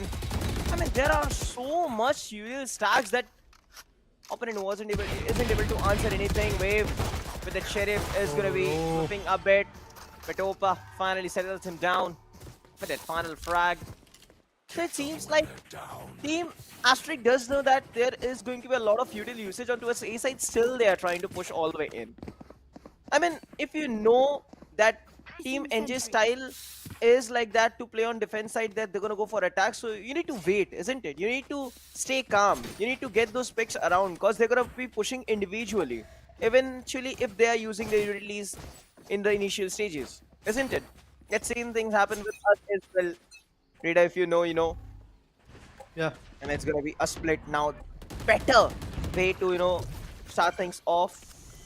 Let NJ use their utility in the initial stages and later, and then you're gonna capitalize things up in a different manner. When they have no utilities, they won't be able to retake if you will be able to capture the site. So yeah, this could be a way better strategy instead of going for those initial frags. What do you think, so, Rita? I think the main issue here is basically not being spread apart. I mean, not confusing your opponent. If you are able to confuse your opponent, like you're faking A, going to B, going to fake B, then going A again, then probably hitting C at the end, then obviously that confusion part is going to get the right value. But Dizzy, it is going to give the information where the players are. And Dizzy was able to spot 2, so that means Fluffy has the idea that at least 2 individuals are out here. But Opa, he is overstepping quite a bit. Let's see if he finds something valuable. He gets one. Instantaneously, a trade comes through. And from there, let's see. Oh, the woman goes deep onto the Nice. side.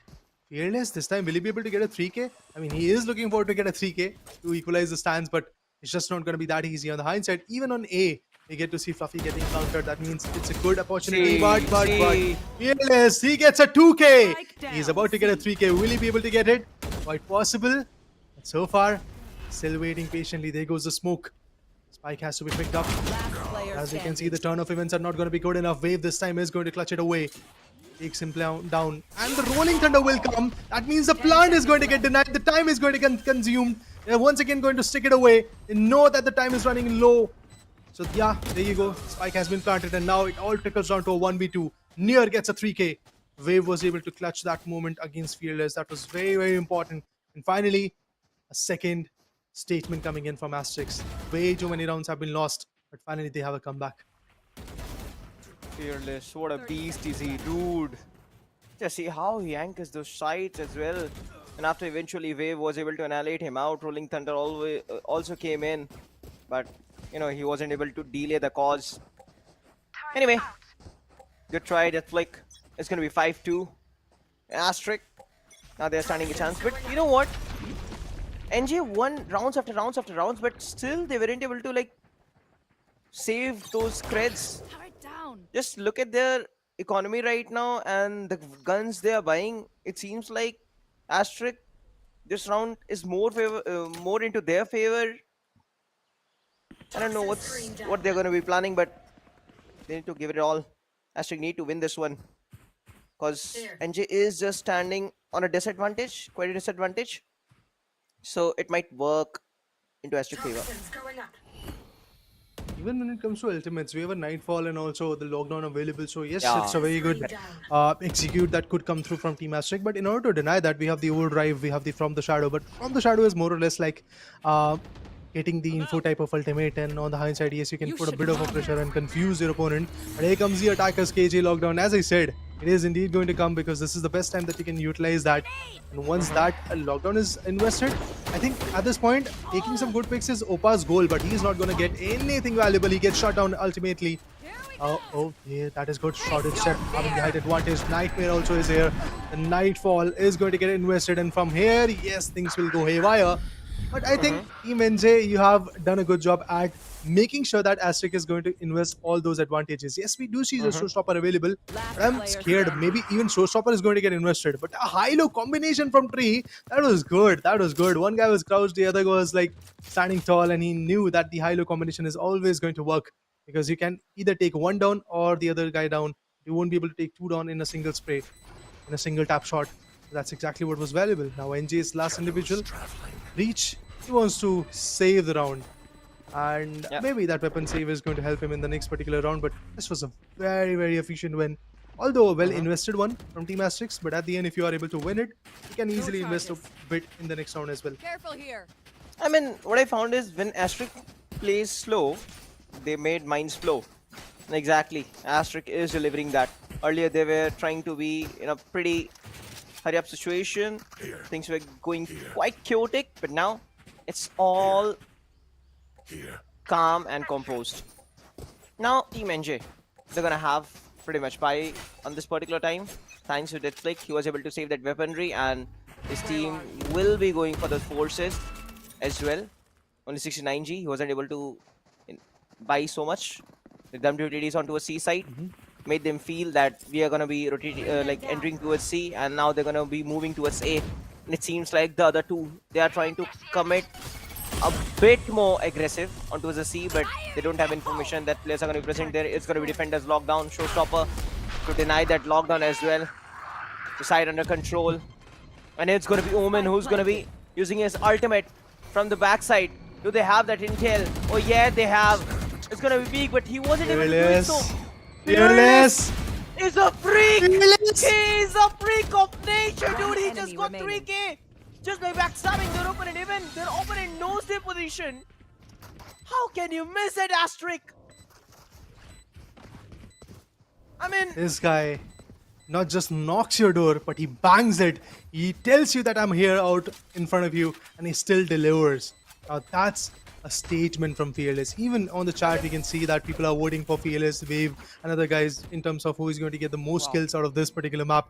And I think just guys go for Fearless because my thoughts are also pretty much aligned with the way this guy is playing. Look at him swinging through the revolving door, getting all those amazing picks and completely breaking the backbone of this attacking team known as Team Asterix.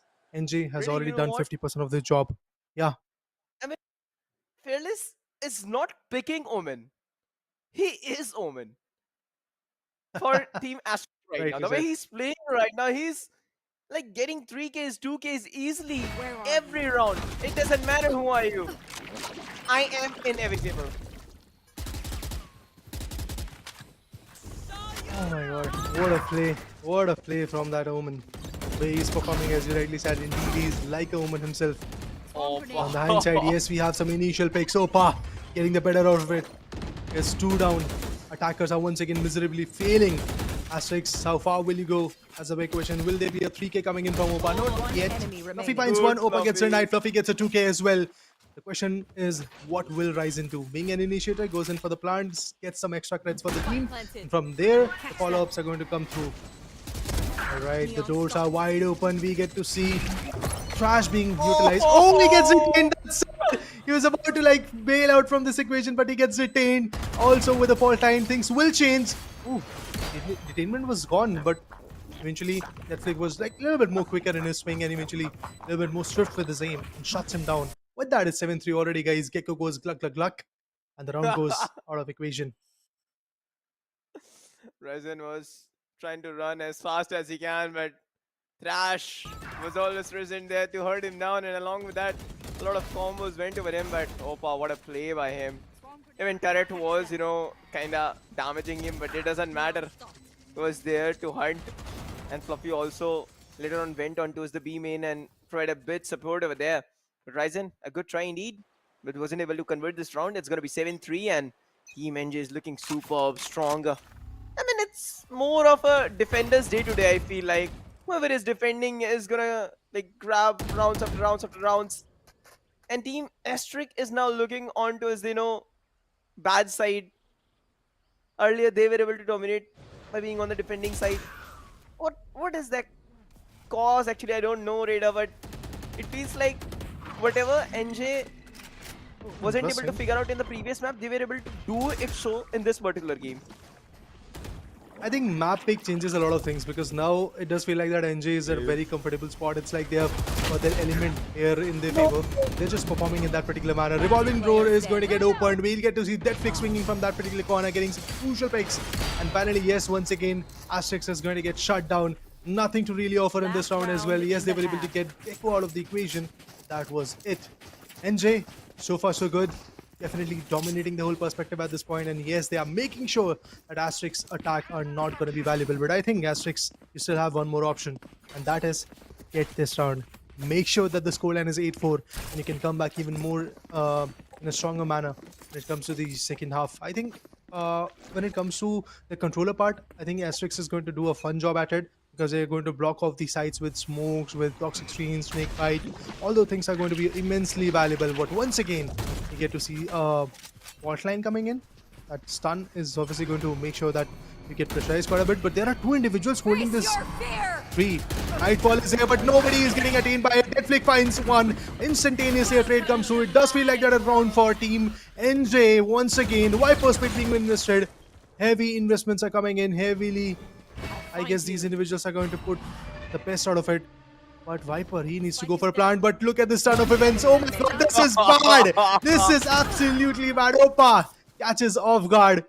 Ryzen gets shut down. It all trickles down to one and only Icarus, the last man standing. He used to be the anchor, but he has to be the nail right now. He has to be the last nail into the coffin of this amazing team. But it does feel like that. It was a big miss. Oh, Fearless gets countered. Omen was not expecting that. The turret, even before the turret could actually shoot the 3 bullets, we get to see the lockdown coming in, because this is the last round, so there is nothing to really save. Icarus, you have to get this done, man. You have to get this done, that's for sure. Oh, nice one. Oh, even dude. nicer. I mean, even nicer. Of course, he tried to, put that lockdown on the bankable position. So if the opponents enters the side, he's gonna go for bang things up, and Nope actually did it. So, but he was able to win that 1v1, and yeah, Ace La Flame, he's over right now. So he's showing it's all easy for me. You don't need to act much. It's my normal Wednesday. But again, it's 9-3 for now. And of course, Team NJ perform way better in this map of Lotus. And I don't know what's coming next, but Fearless, just look at his number of frags. He's not a controller anymore. He's He's duelist. actually controlling the game. Honestly, it does feel like that, man. Fearless is the guy who is just changing everything. I don't know. I wouldn't be surprised if Fearless is the one who is going to peak and shut the whole team of Asterix down in their defensive perimeters. Maybe that is going to be the case because Fearless at this point is way too high in terms of the momentum. His motivation is quite good. His trigger discipline is something amazing. Every single aim that he's landing on is actually quite on point. He's just landing the shots right on the skull of their opponent. But let's wait and watch. The half has been changed, the sides have been switched. Now this is where things can go tricky for both the teams. It's a 9-3 scoreline. Maybe there's a curse coming in, guys. I am just You saying. never know. I'm just saying. Maybe that's the case. Let's wait and watch. If that comes in, I would be more than happy. I mean, I haven't seen curses working in map of Lotus, but anything is possible. It's time Asterisk. I mean, you can't really underestimate them. Go, go, go. They play better under pressure, to be honest. I got the spike. And I mean, the comp of Team NJ seems like a more of an aggressive side because the initiators they have, it's not for information, it's for annihilation. Meanwhile, here goes DC. Fluffy makes his way in, but already got 30 annihilated seconds in that 1v1 individual fight. Nea, he was able to secure those 2 frags. Spike is gonna be under their section. And it's Fearless who's still surviving. And if there is Fearless, there is a way. There is always a way when Fearless is alive. Here goes, Flashpoint, and along with that, Fearless somehow got 1 frag but wasn't able to convert it into 2. It's 9-4.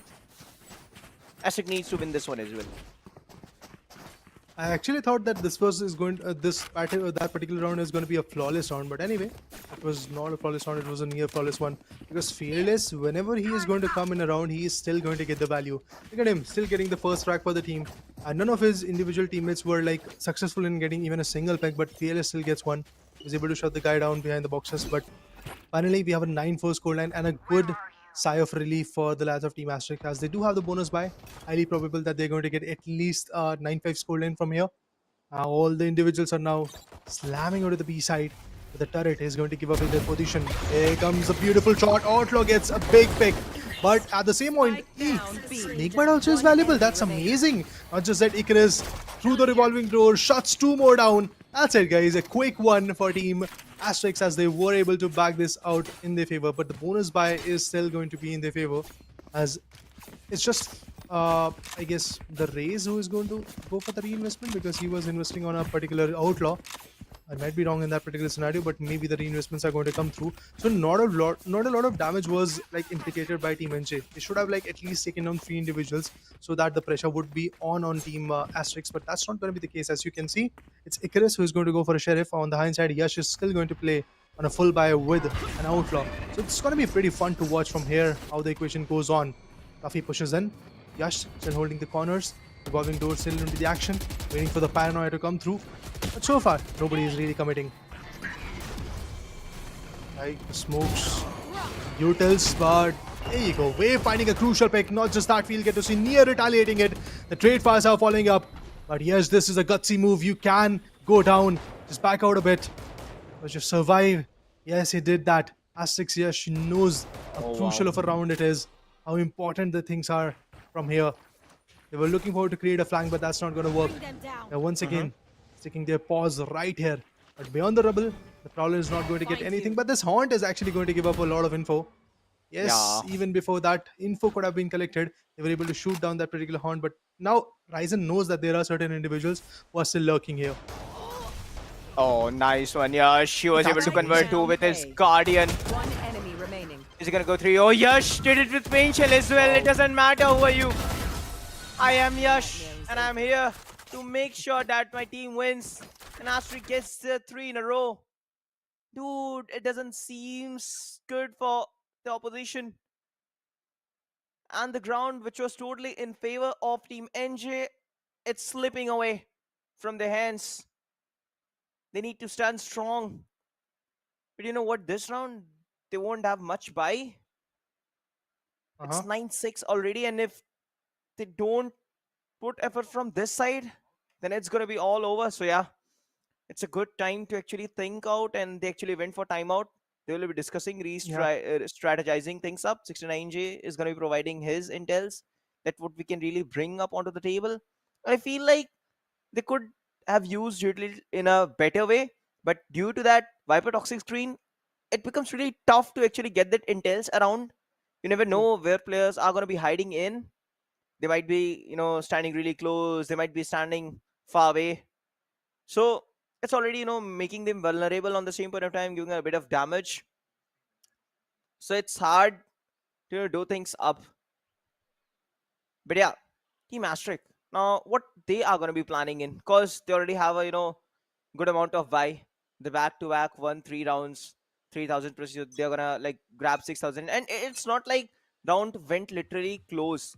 Asterisk with a good number of manpower over there. I feel like there was 3 men surviving, if I'm not wrong. Yeah, Yash was the only one who Yeah. got down in the later stage, and there were other 3 who were surviving. It was Nia and Icarus, and who was the last one? It was Ryzen. Yeah. So yeah, pretty interesting previous rounds to be honest. The way second half has turned out, I think Asterix and their fans and I guess individual players would be more than happy to say this that they are finally back. They have arrived in the map of Lotus as the second half is definitely in their favor for now. So far, it looks quite good. The scoreline looks absolutely amazing. It's 9-6 for now. That means we have a very good comeback that is coming in from Asterix, and I think they can easily take a 9-7 scoreline as well in their favor because of the fact of the buy. Look at the saves that are going to come through. Maybe Fluffy is going to go for a investment with a Stinger because he's a fast-paced duelist. He can play a good role of it. He can Yeah, actually get sure. a lot of output from that particular Stinger. That might be the case. Looking at the ultimates, I guess in just no time we'll get to see Neo with the Viper Spit. Pretty soon, Mm-hmm. Nier is going to be available with the Viper Spit. But apart from that, even Yash is there, readily available with the Showstopper in just one more Mm-hmm. frag. That's all he need. One more frag or one more to be precise, the ult top that is required. Fearless and Fluffy are also close to their own ults. Overdrive and From the Shadow, respectively, could be coming in pretty soon. Mm-hmm. Because they're also 2 step away. So these ultimates, why I'm talking about it, because as an attacking team, or even for the same sake as a defensive team, these ultimates are the I guess momentum breaker. These ultimates Yeah. are the eye openers. If you are able Mm-hmm. to execute them in a good manner, you can easily bag out some particular interesting rounds in their favor. And I think that's exactly what Team NJ would be looking forward to. Because Yeah, if you are definitely. not popping off in a particular half where the sides have changed, you are in trouble. It's not one of Mm-hmm. those halves where you are like are losing few rounds, then coming back into the action. You have to win this particular action in your favor. It's an attack sided map. If you fail like the way Asterix did in their attack half, if you fail in that particular manner, you know the cost is going to be quite high to pay. At this point, they still have a 3 round buffer. I think after the technical pause is uplifted, we will go into the particular next round. And I think after that, I have to say this that the buffer would be of somewhere around 2 rounds because 9-7 scoreline is kind of inevitable. Personally, I think it's quite possible that Mm-hmm. 9-6 Mm-hmm. scoreline is going to turn into 9-7, all thanks to the buys that these guys have. After that, NJ should pick up the pace because they will have their ultimates by that time available. And at that moment, NJ should make sure that they go to the double digits. I mean, NJ is quite sure that this round isn't going to be into their favor, so they're making sure they get that 2,900 crits in the next round. Or if they will be able to, convert this one, then it's way better thing. So if they will be looking forward to like lose this round, and after that they go for next round with full buy and with better utilities, you should know that, my friend, that Nia and Yash, they're about to get their ult ready, and Nia is going to be a big problem if his ult gets ready after the end of this round. But that's everything goes on, cause at least that Stinger might play a crucial role if we talk about Fluffy. because I've seen Stringer performing way better in terms of close range. If we get those, you know, 2 headshots, that's enough for him. And first of all, the fire rate of Stringer is, you know, obviously a nightmarish thing. Along with that, if this team can Yeah. support in a way better manner, then it could be, you know, cherry on the cake, cherry on the top. But yeah, let's see how everything goes on. They are still thinking, they are still discussing what we can bring onto the table. But if Fluffy gets 2K as well, he will be able to use overdrive. I haven't seen him, you know, often using overdrive while defending. Did you see that, Okay. Reda? As far as I remember, he didn't Uh, use it once. yeah, yeah. I've not yet seen Fluffy doing that amazing stuff with the overdrive because obviously that's the game changer ultimate, but we have not yet seen that ultimate coming through in the map of Lotus as far as I remember. So in these past total 19 rounds, we have seen a lot of ups and downs, but then again, I just want to see how far these individuals are going to push. 9-7 is the plausible scoreline that I'm looking at, but maybe things are going to change. Okay, finally, Okay, there we technical go. difficulty is done and dusted, and we are going to resume the action. We get Mm-hmm. quite anxious when these technical difficulties and tactical timeouts come through. I mean, when tactical timer is here, we know that the next 60 seconds of planning and plotting are going to come through. But these technical Yeah, sure. difficulties brings the kind of anxious nature in our desk because we want to see what will happen next. But these pauses, Yeah. they can change everything. The momentum breakers are these pauses. So let's see what happens next, guys. As we can see, Fluffy making an approach. We have the alarm bot right over there. It has been triggered. That means the info has been released that the players are swinging in. And from that corner, look at Icarus, look at Viper, and also Yash. They know that they have treats here, so they are here to hunt. And that KJ onto his V main. It's gonna be a door open onto his V side. That it's gonna be denied. A lot of release being dumped over there. Pain shell to clear the city area. Then his Swarm Wind opened up to slow down their opposition, but it's gonna be another rotation to its C side. It's gonna be Icarus who's gonna be stunned, but still he will be able to deliver that one frag. The Gecko Tiny Wingman is gonna be denied as well. I'll find you. Oh, 69 Opa, they were able to Player convert standing. 2K as well. Opa What? with another frag. 30 seconds left. He's playing like a beast. This is going to benefit them. And that wall bank shot give a bit of damage. Wave is just standing on Planted. a good One HP. He enemy can remaining. plus this That's one. lovely. 9 HP guy, 69G. What is he gonna do? Is it gonna be a quick pick? It doesn't matter. Asterisk is gonna go for retake, but what an eco round was that? They were able to get 4 Yeah. frags. Along with that, they were able to even plant spike up. So amazing round, to be honest. And they're gonna get good buys. Along with that, ultimates, are they present on any side? Oh yes, 69J is gonna be ready with his ultimate. Along with that, Nia and Yash ultimate is ready, which we were talking earlier about. So Yeah. it might be Asterisk is gonna like put all those ultimates in this particular one, because they know if they win this one, there isn't gonna be much buy left on Team NJ side. They just have to make sure that they get the best out of it. Showstopper coming in. Oh, he still has to find the value. Goes in with the satchel, No. but nothing valuable so far. Icarus on the hindsight is going to pick apart Opa. That's a big blow to the morale. One ultimate already down. One more individual has been picked off. That means it's basically a 4v5 equation. Thrash going in. This is going to hurt them. But no detainment so far because the Thrash was broken away. Thrash was shut down. A lot of utils from both the sides. We can see toxic screens going in. We can see swarm grenades going in. And swarms also hurting the players. But finally, here goes the swing. But on the waters, we get to see Viper coming up with a Viper Spit. There goes some shots. The predictable fires are going in. Oh, Nier finds one. Icarus gets traded off. But Nier also gets Fluffy. Now that's valuable. That's what we call the right values are coming in. NJ down to 2 men. It's 4v2 equation. This is a much needed round coming in. I doubt that this is going to get converted. But let's see, are they even going to get Nier or not? Let's see if that's going to be the case. Oh, Nier finds one more. There comes a 3K. Won't be able to get the 4th one. But 69G retaliates. GX.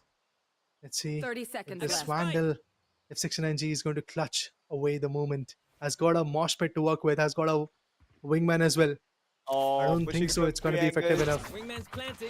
Oh, is he going to go for a long plant? No. He's sticking in a better way.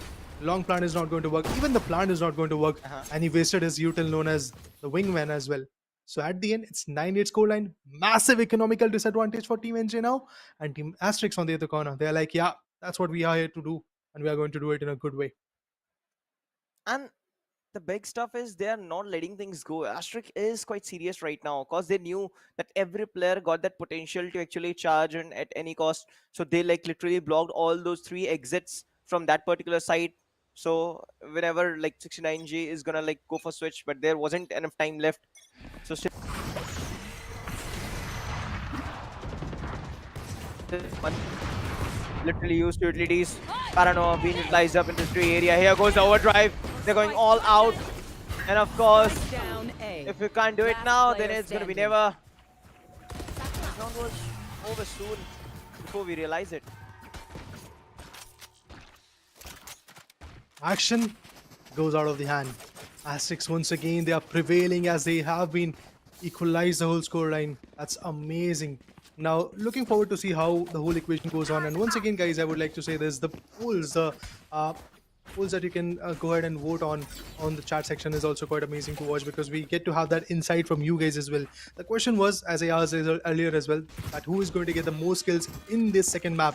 I was like, it is going to be Fearless, and the way Fearless was rolling initially in the first half, it definitely looked like Fearless is going to get that away. But it does feel like that you guys are counting more on Wave and Ryzen. As we can see, 30% of the votes went down for Wave and Ryzen. Fluffy gets just 11%. I'm surprised to see.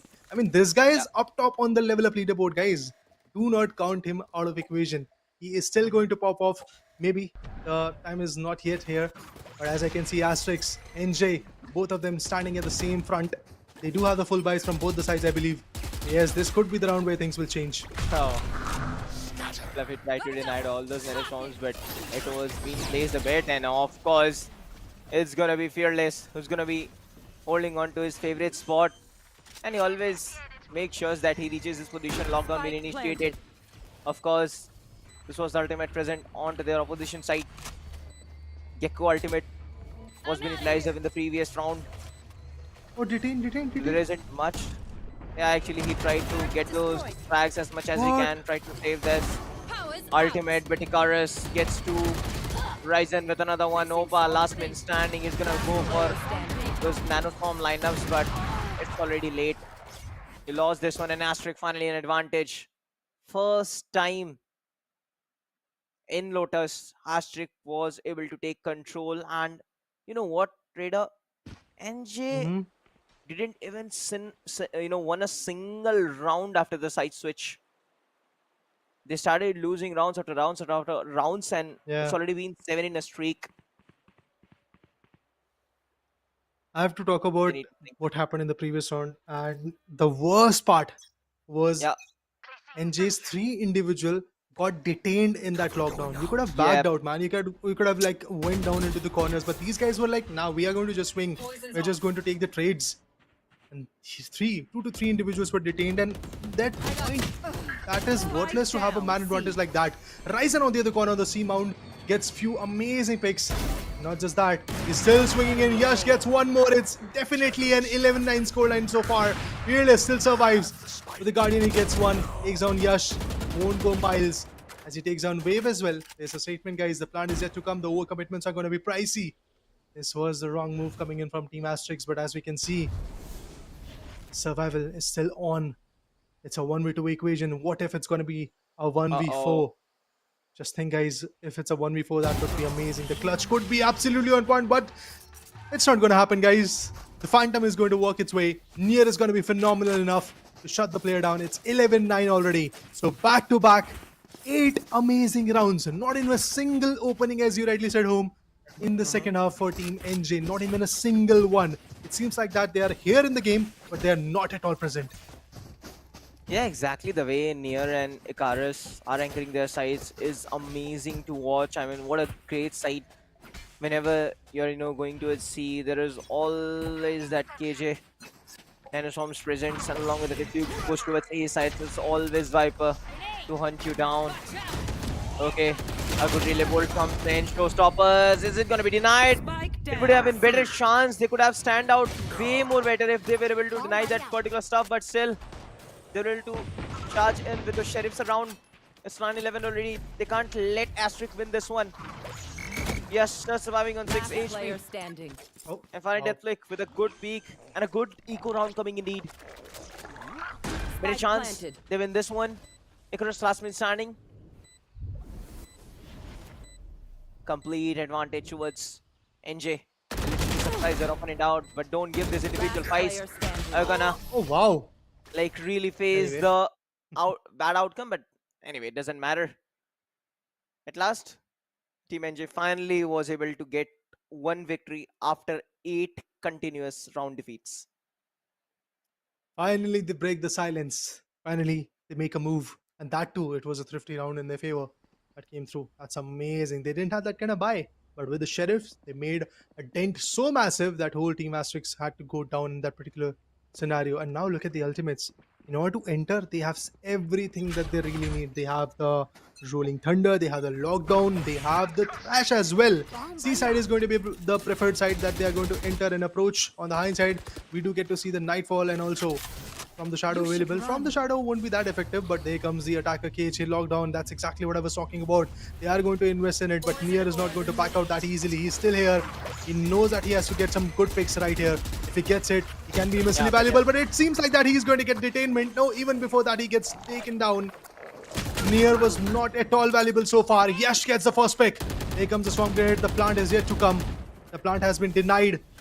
That's good. That's massive. Ryzen, he'll be taking down 69G. Now that's exactly how the games are going to get changed. Rolling Thunder. Will it be effective?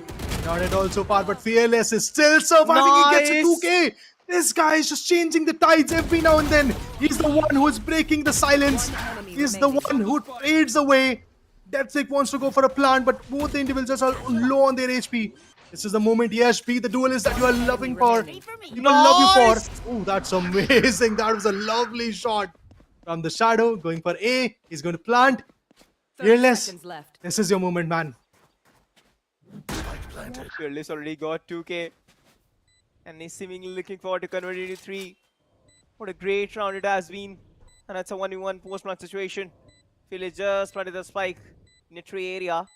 And he's going to be looking forward to a stairs. He'll expect Yas to move from that particular location. But problem is that Yas doesn't knows where that omen is. He already checked 2 of those angles. He cleared that zipline area. He checked 3. Now he's quite sure from where the other guy is going to be pushing in, but he doesn't know. Fearless. No, you can't do that. Spike being diffused already halfway. Fearless is going to be picking in. that's it, What guys. a flick! Yash just it. did his job in a sensational manner. Oh my He god, is that's it, playing a boys. brilliant role, and it's going to be match point for Asterisk. And again, that economical crunch, because they just lost this round. And they will be only having 1900 crits into their account. Along with that, they were able to plan spike, so they will be getting another 300. And along with that, those number of frags. But Fearless actually tried his level best. But 69G had that intuition, like someone might be pushing from the backside, and eventually when he checked that area, there was no one. But eventually when he fall back, Ryzen and his partner just strike hard, and that was complete of the situation that they weren't expecting. But it seems like NJ isn't trying to split things up. They're like committed to a single site, and every time they're failing, it's always KG who's going for luck, but isn't able to like prove something fruitful. And finally, Opa does the job. There. Okay, it's the first one. Spiker! He was able to create an opening, but let's see what happens next. Oh, there you go. Thrash is going to get activated. But what will happen next, guys? Do you think there is a possibility? There you go. Nightfall being invested. Breach is trying to go for a plant. He is definitely going to go for a stick. Moshpit also being indulged. Nice. Waypoint's Fearless out of the equation. Shrouded Step being invested. Now it's turn of Gecko. He's holding the bangable angle. And it's going to be one more pick coming in. Oh, with the Spectre, he could have been phenomenal. But no way with the 3K.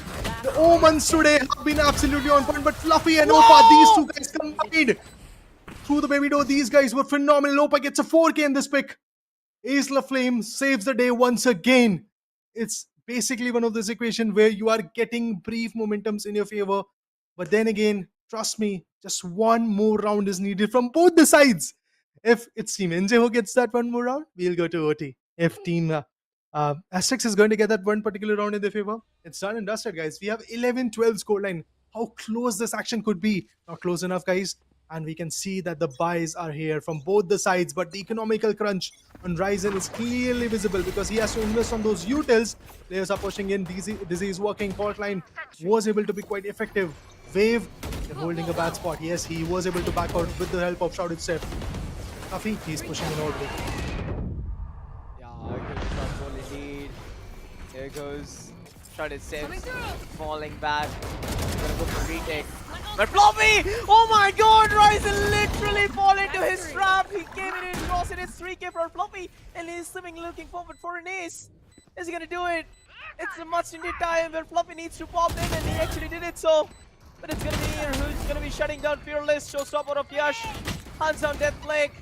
2-1 situation. Floppy finishing reveal. Surviving on 7 HP. Opa shuts down one. Overdrive to finish things off. What a way to lead this thing off. Floppy, the man, the myth, the legend, finally back in form. And trust me, that OP in Opa name stands for, of course, what God Spa. Good round. Oh my god, what a lovely way to be back in the action from 9-11 to this 12-12 scoreline. We go into the OT. Asterix, you have not been that phenomenal when it comes to your attacks. This is the moment to show how beautiful of an attacking team you can be. If they win this particular round, they can actually back out the defensive part as well, because so far both the teams, to be honest, have been quite good when it comes to their defenses. Both the teams, in the defenders' perspective, in their defensive halves, they have been quite phenomenal. So that can be the case, but as we can see, it does feel like that it's going to be a B-heavy approach from where controller is going to lurk on A, another one is going to go, the Sentinel is actually going to go on the C side probably. But here comes the Swarm Grenade, revolving door, and from there they can swing in easily onto the C side, and that's exactly what they're looking at. Yes, they are going to move in. Yes, they're possibly waiting for that approach only. That's amazing. This is going to be absolutely on point. This approach can give them the plan. This approach can give them the side control. That's exactly what they're going to get. Look at Fearless. He's up high, up close.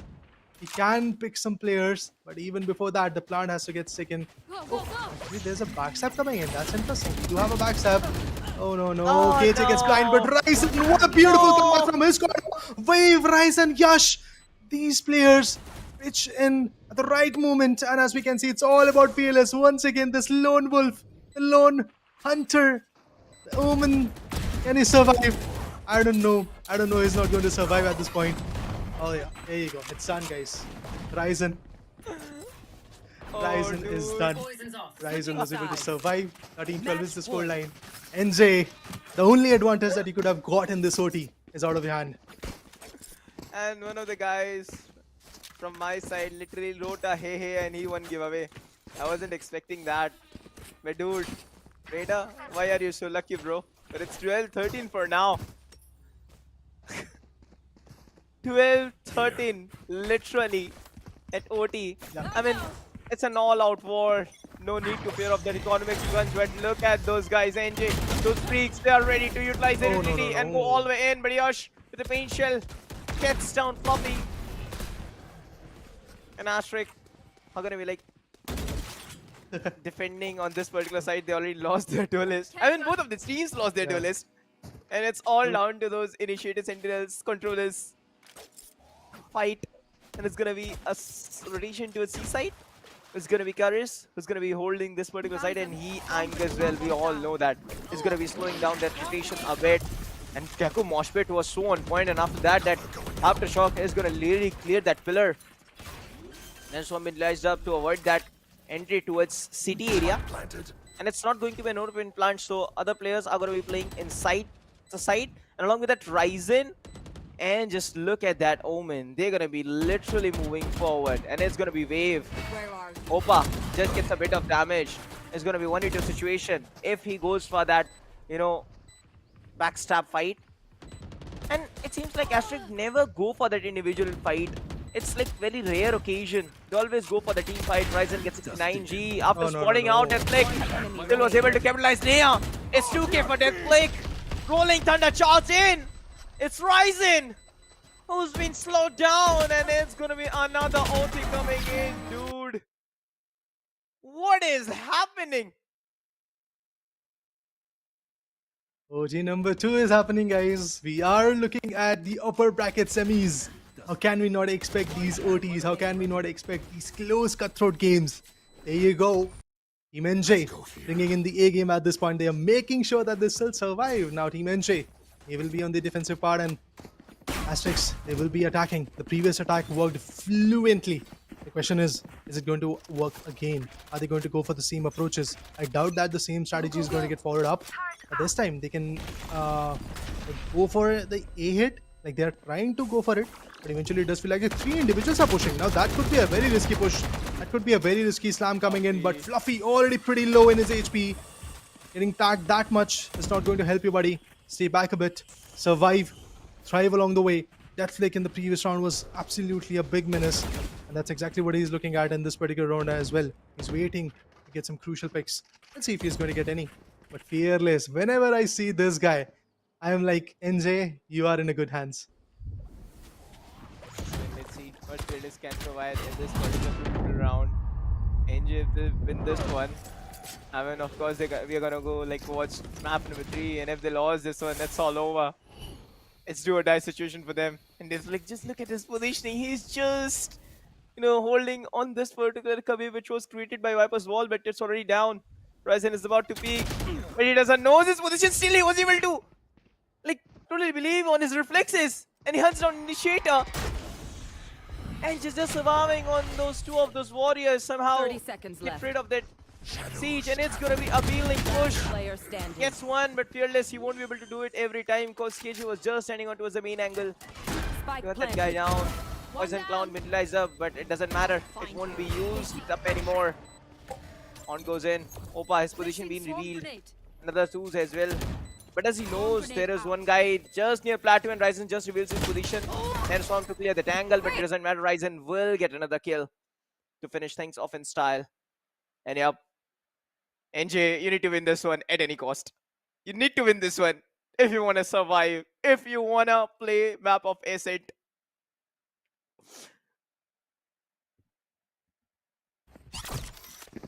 That definitely was a crucial victory coming in from Team ASTERISK. It does feel like that their attacking has been good so far, especially in OT. Especially in OT, they are doing absolutely great. But the question is, will they be effective enough when it comes to their defense? I mean, the previous defense was broken, and lately so far even NJ is looking quite good. But here comes the first pick. Yes, shots on Fluffy. The very valuable pick that you needed is here. In the previous round of OT, when ASTERISK was on defense, I got to see like both the duels altering down, but this time one guy is surviving. Wave, is he gonna be wavy enough to get something more? Let's see. Let's put our bets on this Omen. This guy can be phenomenal, but Fearless, he's slowly creeping in. We know what he can do. We know how far that guy can actually change the game. In the previous round as well, we got to see Fearless and Opa doing some phenomenal stuff from both of their teams, to be precise. But then again, as we can see, the Sea Lurk is quite serious. On the mound, Wave is holding. Wave knows that there is a high risk, but the reward that these guys were able to get after taking down Fluffy was amazing. But here comes the fault line, stunning out this individual. The slam is going to be there. 40 more seconds, no flanks, no backstabs, no. I guess fallbacks are going to come in because, yes, as I said, time is not that much. But they're going to go for a plant. They are sending their wingman.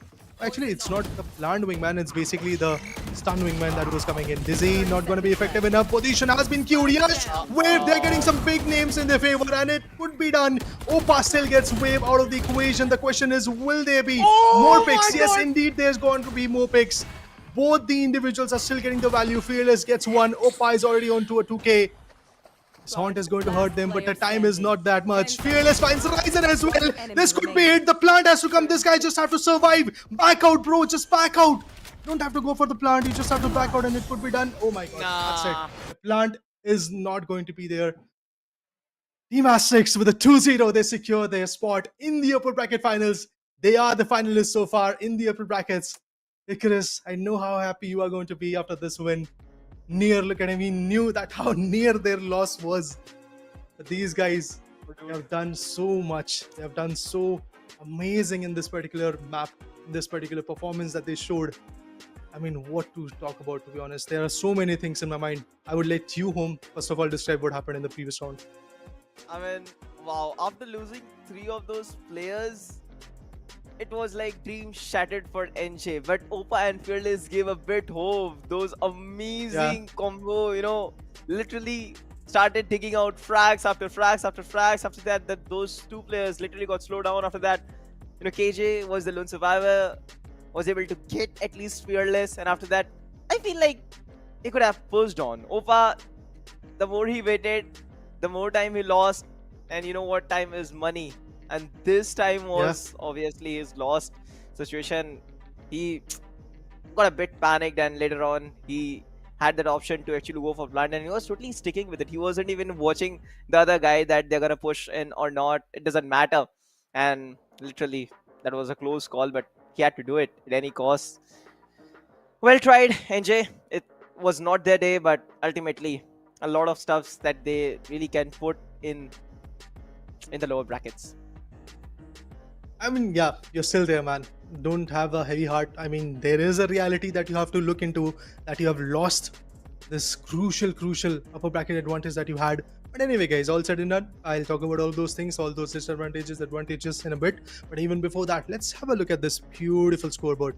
13, 15, 28 amazing rounds. This is definitely one of the best days in this the Esports Club Presents Showdown Series Season 2 of Valorant. Obviously, many more days to come and many more interesting rounds are going to be there. But yeah, talking about the scoreboards, as we can see, Fearless being the phenomenal one, scoring 28 frags in his favor in 23 deaths and 15 assists as well. So this guy was just not effective with his weapon, but also effective with his util. I mean, that is something which is going to come in hand when you have a Omen pick coming into your favor. Those smokes, those paranoias, those shortest steps, that are going to be valuable for sure. 302 of an ACS, that's amazing. First kills are 4. On the hindsight, if you see, the duelist is going to pitch in is Yash, who was playing on a raise. He also secures a similar amount of frags. Deaths are a little bit lower, and also when it comes to the map MVP, it is going to be Fearless for sure. We can't deny that fact. This guy definitely was able to step up. Look at this, headshot percent is 24 in a single map. Oh my god, now that's a big bold statement. I mean, just look at the damage number, 6,182. It's in a single match. He was able to deliver so much. Along with that, his headshot percentage is quite better. 24%, of course, way better than me, which is around 9%. First kill, 4 first kills, which means he was able to even, you know, make sure that his team gets that initial frag, and along with that, he actually tried his level best.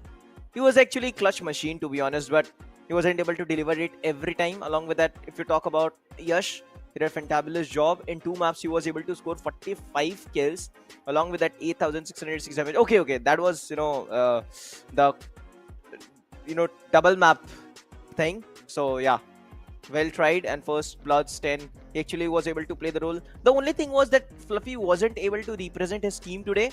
Usually we see him dominating the lobby out, but I feel like it's been a tough day for him as well. But still, his team supporting him as much as they can. But in the end, there wasn't the result they were actually expecting. Oh wow, what a comeback from these individuals. But now let's look on to the stars of the show. Individual performance, when we talk about that, the level of leaderboard is out here giving us the insights, and as we can see, Fluffy is back on top because Batman is out of the equation. Garv is also there in the whole picture. But remember, guys, if you are there in the top 3, you are going to get right merchandise and goodies coming your way. So all those individuals who are there in the remaining top 6 teams, yes, we are remaining with only top 6 teams right now. In these 6 teams and the amazing players that we have, 30 amazing players, these players are here to put up a good competition and make sure that they are going to be on the top of this level up leaderboard. And once they're on the top of this level up leaderboard, as I said, on the top 3 positions, you are going to get something amazing that is coming from Riot, be it the merch or the goodies. Meanwhile, let's talk about the brackets. ASTERISK, they are going to be so happy about this equation that they have already secured an upper bracket final spot in their name. Now, of course, we have to see what is going to happen between the battle of Neori Esports versus DXG. Whoever is going to win that particular team is going to be the opponent in the upper bracket final circuit. But yes, unfortunately, we have seen what Team NJ is capable of. But so far today, NJ's day was not that good. With the scoreline of 13-2, they lost the map of even when We talk about the map of Lotus. Yes, they were initially looking in a very good momentum. I mean, 9-3 scoreline is something of a statement. Yeah, In the sure. attacking half, ASTERISK completely failed initially. But finally, in the OTs, they were like picking up the pace bit by bit, bit by bit. After 24 rounds were done, we got to see 2 more rounds of OT1.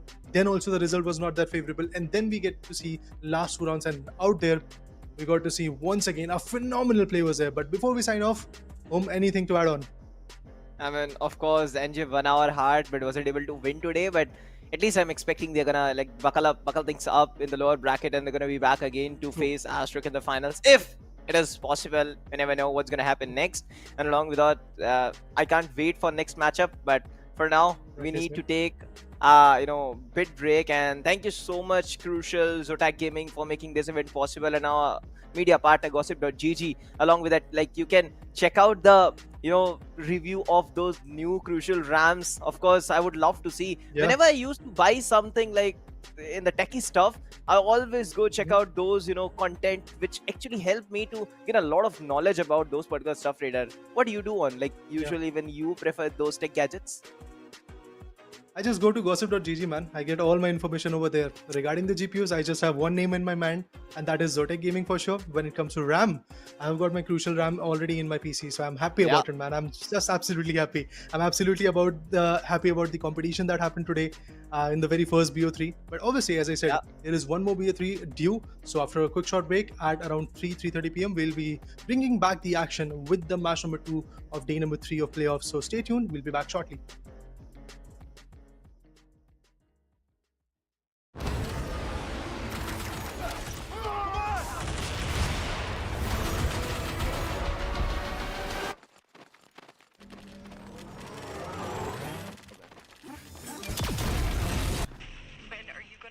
Your system.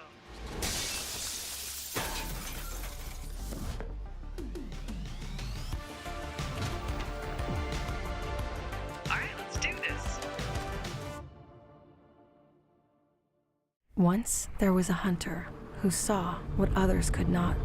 With a magic case in her backpack, she roamed with wild abandon into the great unknown. Her gaze inescapable, her reflexes lightning fast. When armies swarmed, she went through. With eyes open wide, hands steady, holding, watching, capturing everything in sight.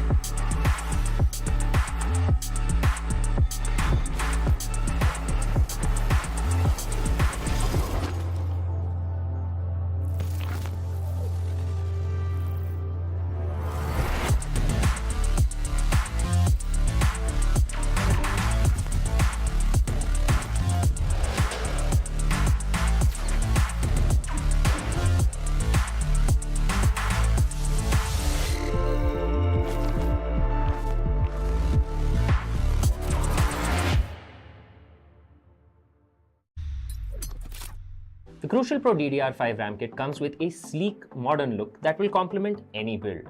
But aesthetics aside, it's the performance that really matters. So let's dive into it. The default JEDEC timings are 46, 45, 45, but it does come with 2 XMP and Expo settings for those looking for a little more performance. With XMP 3.0 Profile 1, you can push the speed up to 5600 megatransfers per second. If you prefer a slightly lower speed but tighter timings, Profile 2 offers 5200 megatransfers per second at 42, 42, 42 timings. We've run some benchmarks and stress tests to give you an idea of how it performs. In general, dropping the speed and tightening the timings with the second XMP/Expo profile yielded better results for us on our test system.